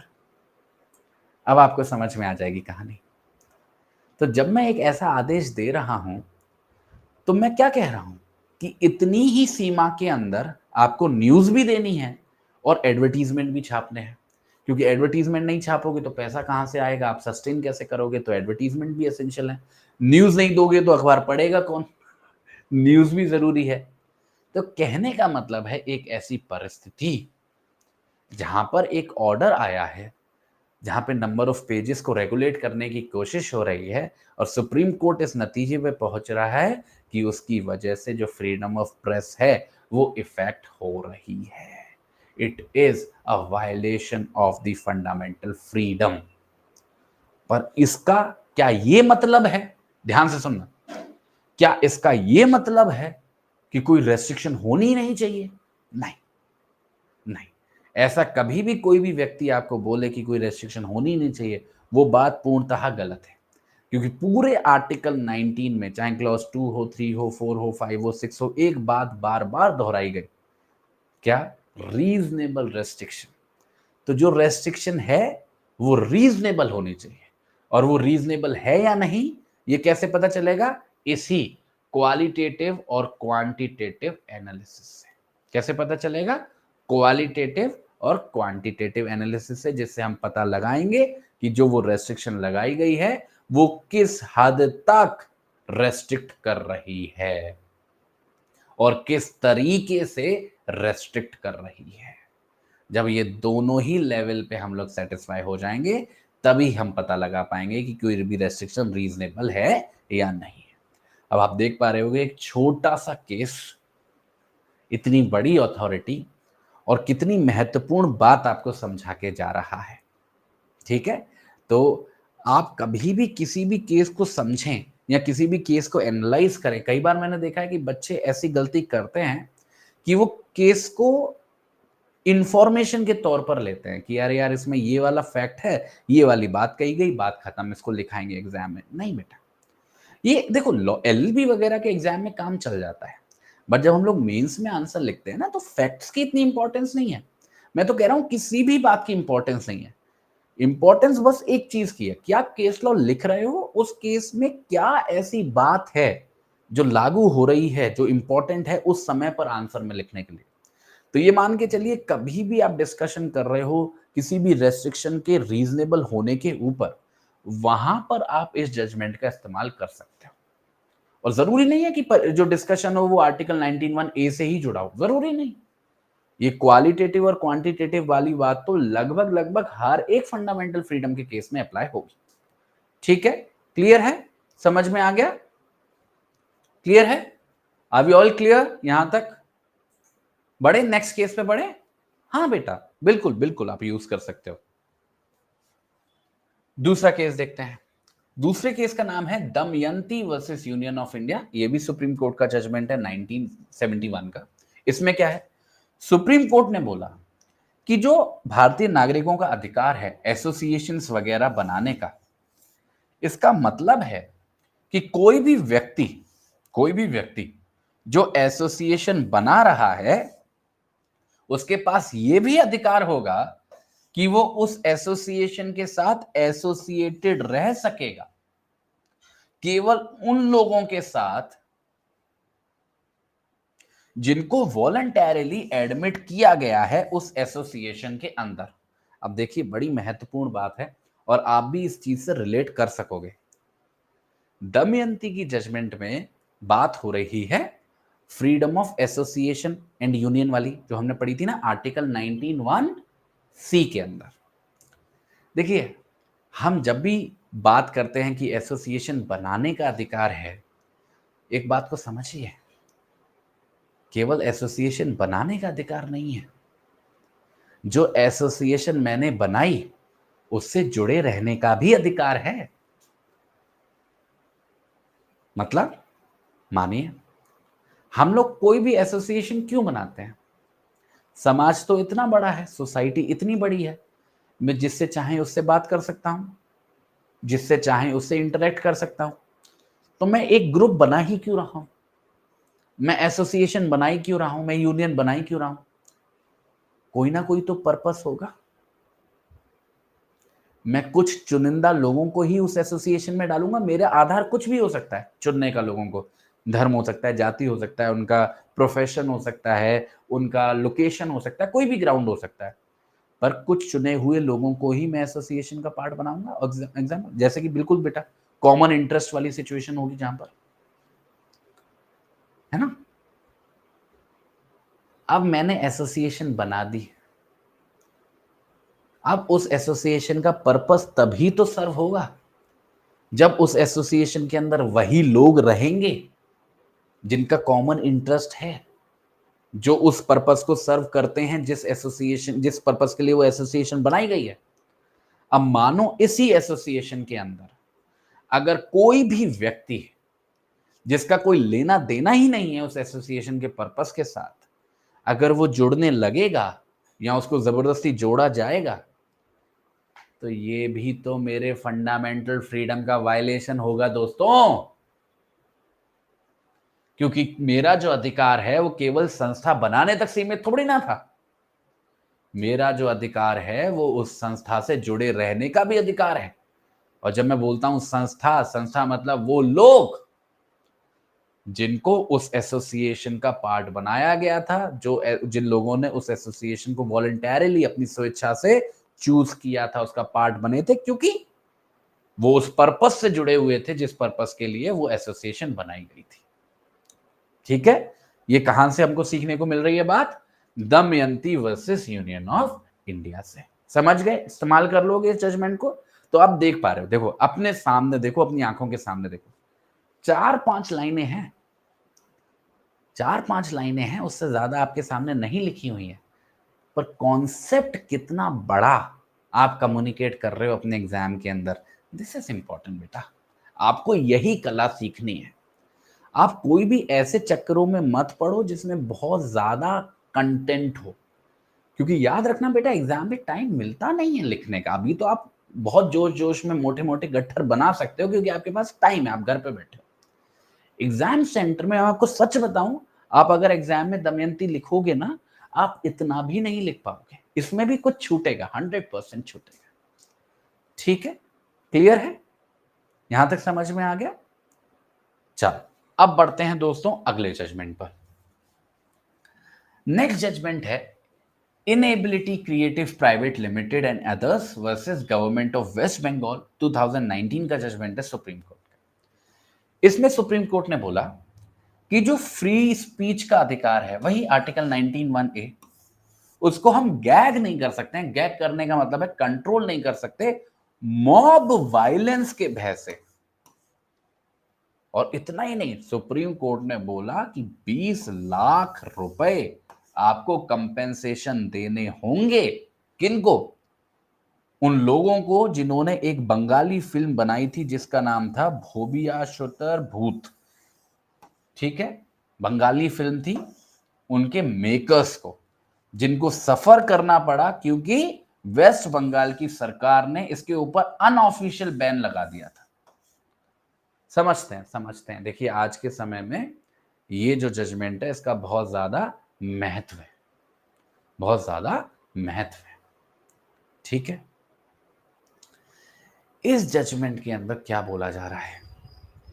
जब बच्चे हम लोग freedom of speech and expression की बात करते हैं तो सबका अपना तरीका हो सकता है अपने आप को अभिव्यक्त करने का। मैं यहां पर बोलकर अपने आप को अभिव्यक्त कर रहा हूं। हो सकता है आप में से कोई अच्छा गाना गाता हो तो आप में से कोई गाना गा के अपने आप को अभिव्यक्त करे। ऐसे ही हो सकता है कोई व्यक्ति जो मूवीज बनाता हो वो अपने आप को मूवी बनाकर अपनी बात को आगे रखना चाहे। ऐसा बिल्कुल पॉसिबल। और ये सब क्या है? ये स्पीच और एक्सप्रेशन का ही पार्ट है। लोगों के अलग अलग तरीके हैं अपने आप को अभिव्यक्त करने के।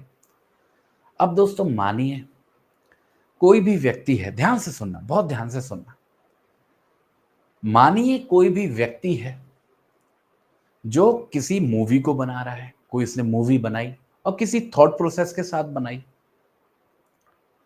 अब उस मूवी के अंदर कुछ ऐसा है, बहुत ध्यान से सुनना क्योंकि बहुत ही डेलिकेट बैलेंस होता है बेटा। उस मूवी के अंदर कुछ भी ऐसा है जिसकी वजह से समाज का एक तबका हो सकता है ना खुश हो। समाज का एक तबका, सोसाइटी का कोई पार्ट उससे अनहैप्पी हो जाए, खुश ना रहे, जिसकी वजह से हो सकता है कि वो जो लॉ एंड ऑर्डर की व्यवस्था है उस पर भी दुष्प्रभाव डाले।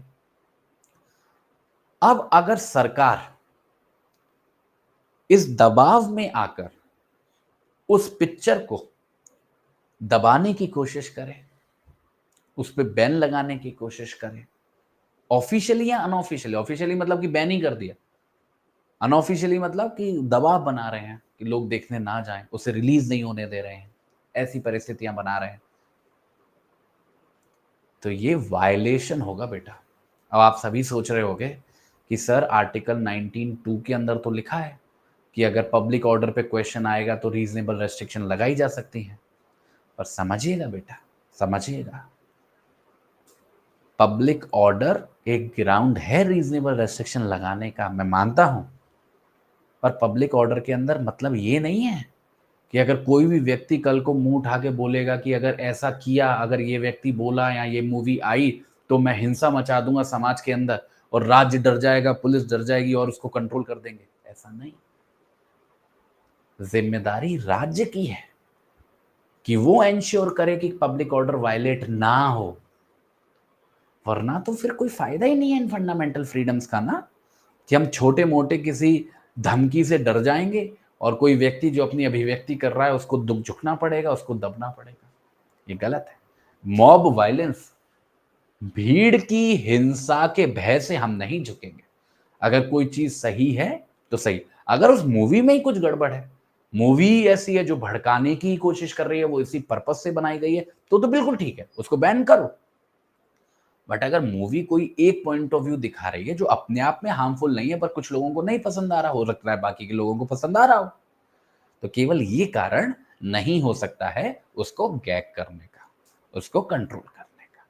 ठीक है, कंपेंसेशन बेटा राज्य सरकार देगी, और कौन देगा? उन्हीं ने किया है, अनऑफिशियल बैन लगाया। ठीक है, क्लियर है, समझ में आ गया? तो कैसे बैलेंस रीच करने की हम लोग कोशिश करते हैं। अब देखिए अगला केस, देखिए अगला केस है Anuradha Bhasin versus union of India 2020 का केस है। इसके अंदर क्या बोला गया? इसके अंदर बोला गया कि ये जो दो अधिकार हैं, freedom of speech and expression और freedom of practice any profession, trade और बिजनेस वाला, ये दोनों ही ऐसे अधिकार हैं जिसमें इंटरनेट का, आज के जमाने में इंटरनेट का बहुत बड़ा रोल है। इंटरनेट का, अब मानोगे मेरी बात? मानोगे? आज के समय पर अगर आपको फ्रीडम ऑफ स्पीच और एक्सप्रेशन एक्सरसाइज करनी है सही मायनों में, तो सोशल मीडिया एक सबसे बड़ा मीन्स बन चुका है। इसी तरीके से हजारों लाखों करोड़ों लोग हैं जो अपना बिजनेस कंडक्ट करते हैं ऑनलाइन डिजिटल मीडियम से। देखो हम लोग भी एक दूसरे से ऑनलाइन ही कनेक्टेड है, इंटरनेट के माध्यम से ही कनेक्टेड है। तो अगर इंटरनेट को कंट्रोल किया जाए, सोचो इंटरनेट को बार बार सस्पेंड किया जाए तो क्या होगा? हमारे भारतीय नागरिकों का ना केवल फ्रीडम ऑफ स्पीच और एक्सप्रेशन, बल्कि उनका freedom of profession, practising any trade, दोनों अधिकार वायलेट होते हैं एक साथ।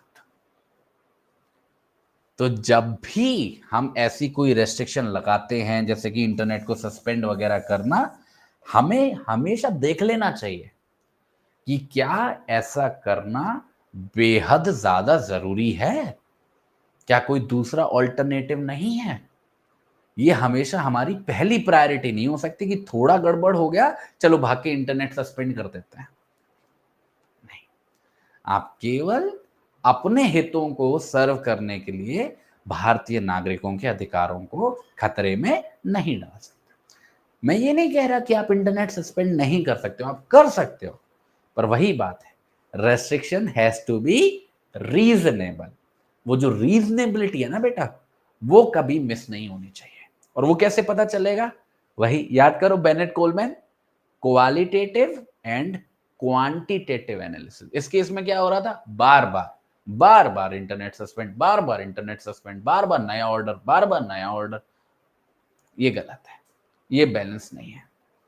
हाँ बिल्कुल बेटा, ठीक है, ये हो गया आपका अनुराधा भसीन का जजमेंट। ठीक है, हाँ वही है, अब्यूज ऑफ पावर, प्रोपोर्शनैलिटी। देखो ये एक शब्द है, इसको याद रखो, प्रोपोर्शनैलिटी होनी चाहिए रेस्ट्रिक्शन के अंदर, उतना ही रेस्ट्रिक्शन लगाओ जितना जरूरी है। अगला जजमेंट है दोस्तों अमित साहनी, शाहीन बाग वाला जजमेंट है वर्सेस स्टेट, 2020 का जजमेंट है। इसमें क्या बोला गया? मीटिंग्स को होल्ड करना, और इस तरीके से होल्ड करना कि जो पब्लिक प्लेस है, रोड वगैरह हैं, वो ब्लॉक हो जाए, और ये सब किया जा रहा है बिना परमिशन के। अथॉरिटीज वगैरह की जो रिक्वायर्ड परमिशन है वो नहीं ली गई है और लाखों करोड़ों लोगों को इनकन्वीनियंस हो रही है। ऐसा करना अलाउड नहीं है। अब देख रहे हो, आप अभिव्यक्ति को एक्सट्रीम में ले जाओगे तो क्या होगा। अभिव्यक्ति का अधिकार है, पर आप जब भी अपने अधिकार को एक्सरसाइज करो, ये भी आपकी जिम्मेदारी है सुनिश्चित करना कि आपके राइट को एक्सरसाइज करने की वजह से जो बाकी के नागरिक हैं उनको सफर ना करना पड़े बेटा। ये भी आप ही की जिम्मेदारी है और किसी की जिम्मेदारी तो नहीं है। तो अगर आप इकट्ठे होकर रोड जाम कर देते हो और कोई गारंटी नहीं है कि कब खत्म होगा आपका प्रोटेस्ट, चला ही जा रहा है, चला ही जा रहा है और लोगों को परेशानी हो रही है, आपने ना कोई परमिशन ली है, ना आपके पास कोई ऐसी अथॉरिटी है, तो केवल इस कारण से कि मेरे पास तो स्पीच और एक्सप्रेशन का राइट है, मैं तो अपनी बात को आगे रखूंगा। पर वही बात, प्रोपोर्शनैलिटी, तो जैसे स्टेट को ध्यान रखना है कि वो जो रेस्ट्रिक्शन लगा रही है वो रीजनेबल है या नहीं, ऐसे ही हम भारतीय नागरिकों को भी ध्यान रखना है। हम भारतीय नागरिकों को भी ध्यान रखना है कि वो जो कर रहे हैं, वो जब अपना राइट एक्सरसाइज कर रहे हैं, वो एक्सट्रीमिटीज में तो नहीं कर रहे हैं। क्या उसकी वजह से बाकी के भारतीय नागरिकों के ऊपर दुष्प्रभाव तो नहीं पड़ रहा है। अच्छा, ये इन रे का मतलब बताओ बच्चे। इन रे हम लोग कहाँ लिखते हैं, आप लोग बताओ, मैं नहीं बताऊंगा। ये बताओ कहां पे यूज होता है। ठीक है, ये हो गया अमित साहनी का जजमेंट। अब इसके बाद आता है अगला जजमेंट जिसका नाम है नवतेज सिंह जौहर वर्सेस यूनियन ऑफ इंडिया 2018। देखिए, बहुत मजेदार केस है। इसमें हमारा एक सेक्शन हुआ करता था 377 आईपीसी का, उसको एनालाइज किया गया, उसको टेस्ट किया गया आर्टिकल 19(1)(a) के आधार पर, और बोला गया कि ये जो है, ये जो हमारा सेक्शन 377 है, ये एक अनरीजनेबल रेस्ट्रिक्शन है। क्या है, ध्यान से देखिए, शब्दों का इस्तेमाल देखिए, अनरीजनेबल रेस्ट्रिक्शन है। क्योंकि जो पब्लिक डिसेंसी है या जो पब्लिक मोरालिटी है, हम उसको रैशनल और लॉजिकल लिमिट से बियॉन्ड नहीं लेके जा सकते। ध्यान से सुनना, बहुत महत्वपूर्ण बात है। देखिए, किसी भी समाज के अंदर, देखो, इन रे का मतलब होता है जब भी प्रेसिडेंट साहब सुप्रीम कोर्ट से राय मांगते हैं किसी भी कानूनी सवाल से संबंधित, तो वहां पर जो सुप्रीम कोर्ट एडवाइस देता है अपनी एडवाइजरी जुडिक्शन को एक्सरसाइज करके, उस मैटर में हम इन रे का इस्तेमाल करते हैं। ठीक है, क्लियर है, समझ में आ जाएगा। अभी पहुंचेंगे आगे, समझा दूंगा वहां पर। अभी इस जजमेंट को समझो दोस्तों। किसी भी समाज के अंदर एक ही जैसे लोग तो रहते नहीं हैं। हर एक समाज का हर एक व्यक्ति अलग है, सबके मोरल स्टैंडर्ड्स अलग हैं। अब देखिए, जो पुरानी जनरेशन के लोग हैं उनका मोरल स्टैंडर्ड बहुत अलग है, जो नई जेनजी जनरेशन है उससे तो बहुत ही ज़्यादा अलग है। तो जब हम ऐसे शब्द इस्तेमाल करते हैं, मोरालिटी, डिसेंसी, जैसे हम लोगों ने आर्टिकल 19(2) में किया, उसका मतलब क्या है, what would be the right standard for it. For example, section 377 ले लो। सेक्शन 377 एक ऐसा सेक्शन था जो अननेचुरल सेक्स की बात करता था, जिसके संबंध में जो गे कम्युनिटी है, लेस्बियन कम्युनिटी है, वो एडवर्सली अफेक्ट हो रही थी, नो डाउट। ठीक है, अब समाज का एक तबका है, उसको लगता है कि ये मोरालिटी के खिलाफ है, गे सेक्स या फिर लेस्बियन सेक्स मोरालिटी के खिलाफ है, डिसेंसी के खिलाफ। वहीं समाज का एक दूसरा तबका है जिसको शायद वो मोरालिटी और डिसेंसी के खिलाफ ना लगे। तो ऐसी परिस्थिति में हम कैसे एक कॉमन ग्राउंड पे पहुंचे, इस तरफ ये जो जजमेंट आपके सामने है नवतेज सिंह जौहर की, ये बहुत महत्वपूर्ण रोल अदा करती है दोस्तों।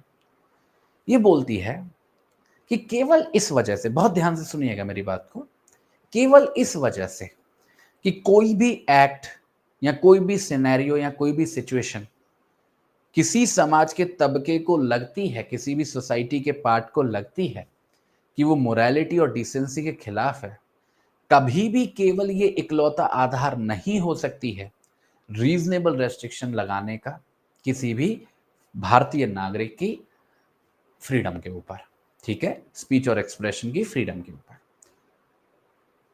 क्यों, ऐसा क्यों? क्योंकि हमको पूरे समाज को कॉन्टेक्स्ट में लेना पड़ेगा। जब तक पूरे समाज की बात को नहीं समझेंगे तब तक हम सही नतीजे पे पहुंच ही नहीं सकते हैं। और समाज की बात आप कैसे समझोगे? जब अपना दिमाग इस्तेमाल करोगे, जब आप रैशनैलिटी पे, जब अपने लॉजिक पे रिलाय करोगे।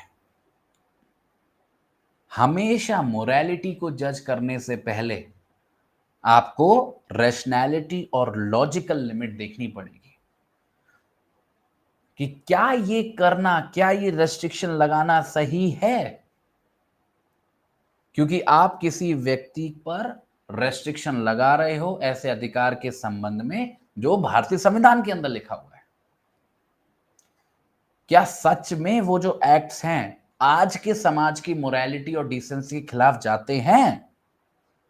जब तक इस सवाल का जवाब हां में ना आए तब तक आप ऐसी कोई भी रेस्ट्रिक्शन ना लगाएं, और ऐसी कोई रेस्ट्रिक्शन लगी आ रही है तो उसको हटाएं, जैसे कि सेक्शन 377 की परिस्थिति। ठीक है, आगे बात समझ में? तो जब भी देखो, डिसेंसी और मोरालिटी एक ऐसा ग्राउंड है जिसको लेके हमेशा खींचातानी रहेगी ही रहेगी सोसाइटी के अंदर, क्योंकि किसी के हिसाब से कोई एक चीज डिसेंट होगी, दूसरे के हिसाब से नहीं होगी। ठीक है, तो ये बात तो आप मान के चलिए, कन्फ्लिक्ट तो होगा ही होगा सोसाइटी में। पर स्टेट कैसे डिसाइड करे? स्टेट डिसाइड करेगी लॉजिक के आधार पर, रेशनैलिटी के आधार पर, कि हाँ, क्या ये इतना महत्वपूर्ण है, क्या ये इस हद तक डिसेंसी के विरुद्ध जा रहा है कि किसी व्यक्ति के अधिकार को मैं रोकूं? अगर हां तो ही, अदरवाइज नहीं। ठीक है, क्लियर है? तो एक बैलेंस, प्रोपोर्शनैलिटी का प्रिंसिपल। कौन सा प्रिंसिपल? प्रोपोर्शनैलिटी, मत भूलिएगा। ठीक है, नवतेज सिंह जौहर वर्सेस यूनियन ऑफ इंडिया। ठीक है, इसके बाद आता है आर के डालमिया वर्सेस दिल्ली एडमिनिस्ट्रेशन, 1962 का जजमेंट है। एक आपको याद होगा, हम लोग जब पढ़ रहे थे आर्टिकल 20 को, तो वहां पे मैंने आपको बताया था कि किसी भी व्यक्ति का एक्यूज्ड होना जरूरी है अगर उसको प्रोटेक्शन चाहिए सेल्फ इंक्रिमिनेशन के खिलाफ। आर्टिकल 20 का जो क्लॉज 3 था, प्रोटेक्शन अगेंस्ट सेल्फ इंक्रिमिनेशन की जो बात कर रहा था, वो क्या कह रहा था कि किसी भी एक्यूज व्यक्ति को हम फोर्स नहीं करेंगे कि वो अपने खिलाफ विटनेस बने, तो उसके लिए एक्यूज होना जरूरी है। आर के डालमिया की जजमेंट जो है वो यही बताती है कि किसी भी व्यक्ति को हम एक्यूज तब बोलेंगे अगर उस व्यक्ति के खिलाफ फॉर्मल एक्यूजेशन लग चुका है किसी भी अपराध से संबंधित। फॉर्मल एक्यूजेशन लग चुका है किसी भी अपराध से संबंधित, जिसकी वजह से आगे उसके खिलाफ मुकदमा चलेगा और हो सकता है कि आगे उसका कन्विक्शन भी हो जाए। तो कब कोई व्यक्ति आरोपी की कैटेगरी में आता है? जब उसके खिलाफ एक्यूजेशन लगता है। ठीक है, जब उसके खिलाफ एक्यूजेशन लगता है, जब उसके खिलाफ हम बोलते हैं कि ये आरोप लगाया जाता है आपके ऊपर कि आपने फलाना अपराध किया है, तो व्यक्ति कौन कहलाता है? एक्यूज्ड कहलाता है। कौन कहलाता है? एक्यूज्ड कहलाता है। ठीक है, तो आर के डालमिया की जजमेंट के हिसाब से टेस्ट क्या है? Formal accusation. फॉर्मल एक्यूजेशन का लगना जरूरी है किसी भी अपराध से संबंधित। जब तक ये नहीं लगेगा तब तक आप एक्यूज नहीं कहला पाओगे, और आर्टिकल 20 की जो सब क्लॉज 3 की जो प्रोटेक्शन है वो आपको दोस्तों नहीं मिल पाएगी। ठीक है, क्लियर है? समझ में आ गया? तो आपका एक टेस्ट हो गया। अगला जो केस है वो है स्टेट ऑफ बॉम्बे वर्सेस काथी कालू, 1961 का जजमेंट है। अब इसमें दूसरा पॉइंट है जो आप बोल रहे थे ना, टू बी विटनेस का मतलब क्या है? टू बी विटनेस का मतलब होता है फर्निशिंग एविडेंस। मतलब ऐसी इंफॉर्मेशन, वही बात जो मैंने आपको बता रहा था, ऐसी इंफॉर्मेशन जो पर्सनल नॉलेज पर आधारित है। किस पर आधारित है दोस्तों? पर्सनल नॉलेज पर आधारित है। इसमें कोई भी डॉक्यूमेंट या फिर फिंगरप्रिंट्स या ब्लड सैंपल या फिर जैसे हम लोगों ने एग्जांपल दिया कैमरा की रिकॉर्डिंग्स, वो सब इंक्लूड नहीं होते। टू बी अ विटनेस का मतलब है केवल ऐसी इंफॉर्मेशन, ऐसी नॉलेज के विरुद्ध आपको प्रोटेक्शन मिलेगी जो आपके पास अवेलेबल है, आपकी पर्सनल है। तो to be a witness means protection against providing that personal information, that personal knowledge. अगर किसी एक्यूज व्यक्ति को बोल रहे हैं कि वो फलाना डॉक्यूमेंट लेके आओ, तो वो डॉक्यूमेंट लेके आना पड़ेगा। कि अपना फिंगरप्रिंट दो तो फिंगरप्रिंट देना पड़ेगा, ब्लड दो तो ब्लड देना पड़ेगा। ठीक है, वहां पे प्रोटेक्शन नहीं मिलेगी क्योंकि वो आपकी पर्सनल इंफॉर्मेशन पे आधारित नहीं है। जजमेंट का नाम नोट कर लो। कई बार क्या होता है कि कानून तो पता है, जजमेंट का नाम नहीं पता। जजमेंट का नाम क्या है? स्टेट ऑफ बॉम्बे वर्सेस काथी कानून, 1961 का जजमेंट है। ठीक है, इसके बाद आता है दोस्तों नंदिनी सप्तपति का जजमेंट वर्सेस पीएल दानी, 1977 का जजमेंट है। इसमें सुप्रीम कोर्ट ने बोला कि जो आर्टिकल 20 का क्लॉज 3 है, ये पुलिस इंटेरोगेशन की स्टेज से ही अवेलेबल हो जाता है। अब ध्यान से सुनिएगा, बहुत ध्यान से सुनिएगा। ये जो बात है, ये जो आप अपने सामने 3 लाइनें दिख रहे हो ना लिखी हुई, ये बड़ी महत्वपूर्ण लाइनें हैं। क्योंकि अभी मैंने आपको एक जजमेंट बताया, आर के डालमिया का जजमेंट, जिसके अंदर क्या बोला गया कि आपको प्रोटेक्शन कब मिलेगी? जब आप एक्यूज होगे। और एक्यूज कब होगे? जब आपके खिलाफ फॉर्मल एक्यूजेशन लगेगा। तो आपके दिमाग में कूद रहा होगा सवाल कि सर फॉर्मल एक्यूजेशन मतलब क्या, कि क्या जब चार्जशीट फाइल हो जाएगी तब, या एफआईआर हो जाएगी तब? इस मामले में हमारा ये वाला जो जजमेंट है, नंदनी वाला, ये हमारी बहुत हेल्प करता है। ये बोलता है कि मानिए अगर किसी व्यक्ति, देखिए बहुत सिंपल भाषा में समझा रहा हूं, इसी तरीके से लिखिएगा अपने एग्जाम में। अगर कोई भी व्यक्ति है, उस व्यक्ति के खिलाफ एलिगेशंस लगाए गए हैं, ठीक है, मानो कोई कंप्लेंट है, कोई एफआईआर है, उसके अंदर एलिगेशंस लगाए गए हैं, और उन एलिगेशंस के आधार पर, ध्यान से सुनिएगा, उन एलिगेशंस के आधार पर पुलिस इंटेरोगेशन शुरू हो गई है। अभी मामला कोर्ट नहीं पहुंचा है, अभी मुकदमा दाखिल नहीं हुआ है, अभी वो सारी चीजें नहीं हो रही हैं जो जज साहब के सामने होनी है। अभी मामला पुलिस के लेवल पर है। नंदिनी जजमेंट कहता है कि यहीं से ही, इसी स्टेज से ही, पुलिस इंटेरोगेशन की स्टेज से ही आपको आर्टिकल 20 के क्लॉज 3 की प्रोटेक्शन मिल जाएगी। मतलब आपको पुलिस फोर्स नहीं करेगी, आपको पुलिस फोर्स नहीं करेगी किसी भी ऐसी इंफॉर्मेशन के संबंध में जो पर्सनल है। मतलब आपको मजबूर नहीं करेगी to be a witness against yourself. ठीक है, ये बड़ा भ्रम रहता था कि जब मामला कोर्ट पहुंच जाएगा तो कोर्ट में ये प्रोटेक्शन मिलेगी, जब चार्जशीट वगैरह फाइल हो जाएगी मजिस्ट्रेट के सामने ये प्रोटेक्शन मिलेगी। ऐसा नहीं है। नंदिनी जजमेंट ने इस बात को बिल्कुल क्लियर कर दिया। From the very first day, जब से पुलिस इंटेरोगेशन शुरू हो जाती है और आपके खिलाफ एलिगेशन लगे हुए हैं कंप्लेंट के अंदर, एफआईआर के अंदर, आपके पास ये प्रोटेक्शन है, आपको मजबूर नहीं किया जा सकता है। ठीक है, क्लियर है? यहां तक बात समझ में आ गई है। अगला जो जजमेंट है बच्चे, वो है Selvi versus state of Karnataka. Selvi versus state of Karnataka 2010 का जजमेंट है। ये आखिरी जजमेंट है, परेशान मत हो। ठीक है, इसके अंदर बात की गई लाई डिटेक्टर टेस्ट की। लाई डिटेक्टर टेस्ट की, इसमें बोला गया कि अगर किसी भी व्यक्ति के विरुद्ध आपको लाई डिटेक्टर टेस्ट का इस्तेमाल करना है, तो ऐसे में उस व्यक्ति की, उस एक्यूज की कंसेंट लेना जरूरी है। और अगर आपने कंसेंट नहीं ली तो ये आर्टिकल 23 का वायलेशन होगा। अब देखिए कितना बढ़िया जजमेंट है। आर्टिकल 23 के अंदर क्या प्रोटेक्शन है? To be a witness against yourself. To be a witness का मतलब अपनी पर्सनल इंफॉर्मेशन देने के लिए आपको मजबूर नहीं किया जाएगा। जब लाई डिटेक्टर टेस्ट का इस्तेमाल होता है तो क्या करते हैं? जब लाई डिटेक्टर टेस्ट का इस्तेमाल होता है तो क्या करते हैं? कैसे सवाल पूछते हैं? वही सवाल तो पूछते हैं जो आपकी पर्सनल इंफॉर्मेशन पे बेस्ड हो। आपको बेहोश करके आपसे डॉक्यूमेंट थोड़ी ना मांगेंगे। आपसे वही सवाल पूछेंगे ना जो उसकी जानकारी आपके दिमाग के अंदर है, आपकी पर्सनल इंफॉर्मेशन पे बेस्ड है।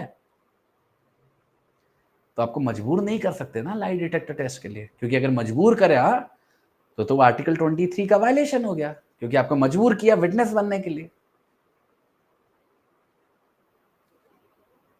कितनी गहरी बात है।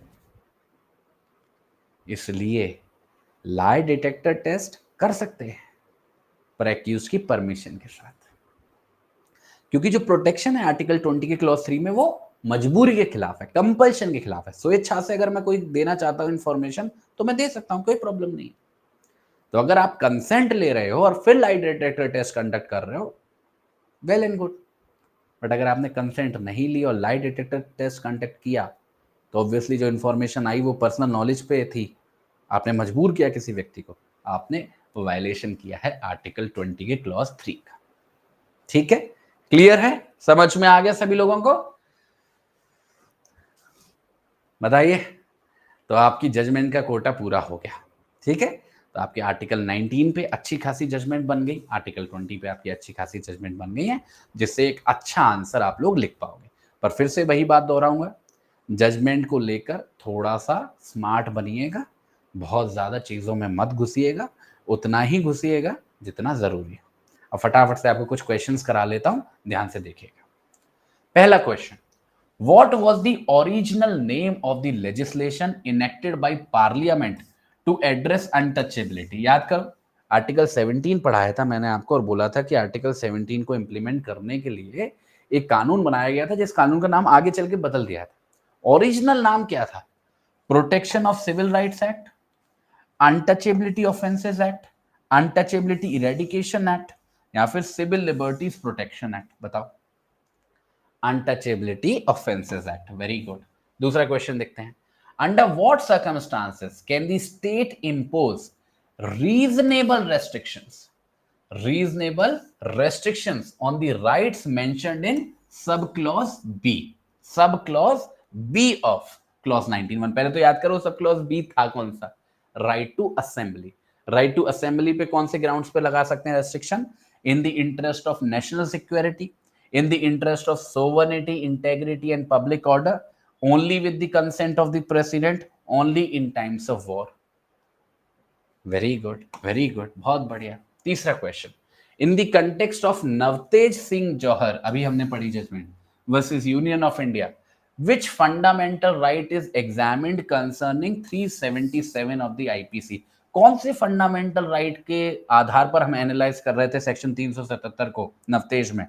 right to equality, right to freedom of religion, right to freedom of speech and expression, right to life and personal liberty। बड़ा आसान है, अभी हम लोगों ने पढ़ा है। सी, right to freedom of speech and expression। चौथा question, which legal doctrine holds that a person cannot be prosecuted for an action that was not a crime when it was committed? कौन सा कानूनी सिद्धांत ये मानता है कि किसी व्यक्ति पर ऐसे कार्य के लिए मुकदमा नहीं चलाया जा सकता जो अपराध नहीं था उस समय पर जब किया गया? Principle of legality, doctrine of mens rea, rule against double jeopardy, या फिर doctrine of ex post facto law? Very nice, D is the right answer. ठीक है, last question, which legal concept is closely related to the principle of not being compelled to be a witness against oneself? बताओ, कौन सी कानूनी अवधारणा स्वयं के विरुद्ध गवाह बनने के लिए बाध्य ना किए जाने के सिद्धांत से निकटता से संबंधित है? Principal of legality, rule against double jeopardy, presumption of innocence, या फिर privilege against self incrimination? Very good. ठीक है, एक अच्छा रिवीजन भी हो जाता है हमारा, है ना? चलो ठीक है, इसी के साथ दोस्तों आज का हमारा सेशन खत्म होता है।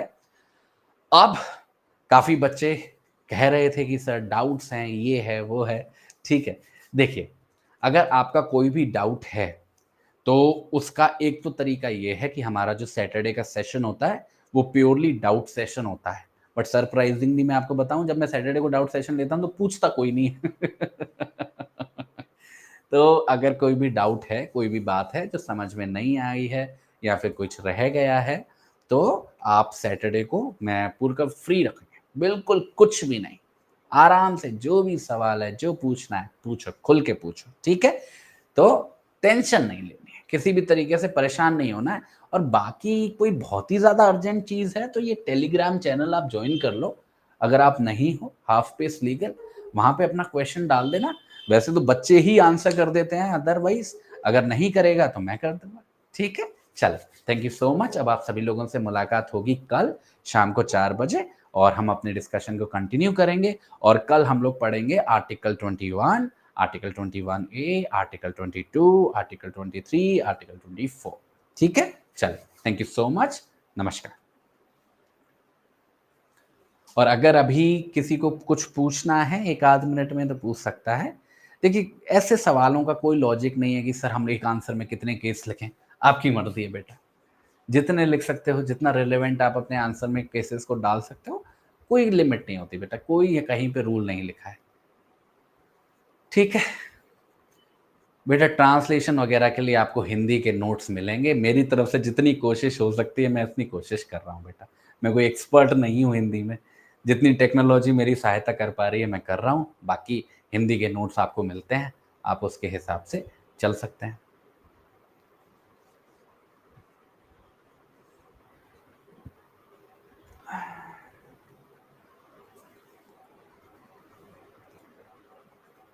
ठीक है, चलो। हाँ, पढ़ते चलो देखो। अभी तो हम लोग फंडामेंटल राइट्स पढ़ रहे हैं, तो मैं फिर भी थोड़ा-सा स्लो चल रहा हूँ कि आप लोगों को समझ में आता रहे। फंडामेंटल राइट्स एक बार खत्म होंगे, फिर हम थोड़ा-सा स्पीड पकड़ेंगे, क्योंकि हम लोगों को ध्यान रखना है कि हमारे पास केवल और केवल मई का महीना बचा हुआ है और मई के महीने में हमको कॉन्स्टिट्यूशन कंप्लीट करना है और हो जाएगा, मतलब ऐसा कोई प्रॉब्लम नहीं है, सब कुछ आ जाएगा समझ में और चीज़ें कवर हो जाएँगी, बस हमको थोड़ा-सा स्पीड पे चलना पड़ेगा, ठीक है? चलो, थैंक यू सो मच। मिलता हूँ आप सभी लोगों से कल शाम को 4 बजे और अगर कोई भी परेशानी है, दिक्कत है, सैटरडे के लिए तैयार रहो अपने सारे क्वेश्चंस के साथ और आपके सारे क्वेश्चंस को एड्रेस कर दूँगा। ठीक है? चलो, थैंक यू।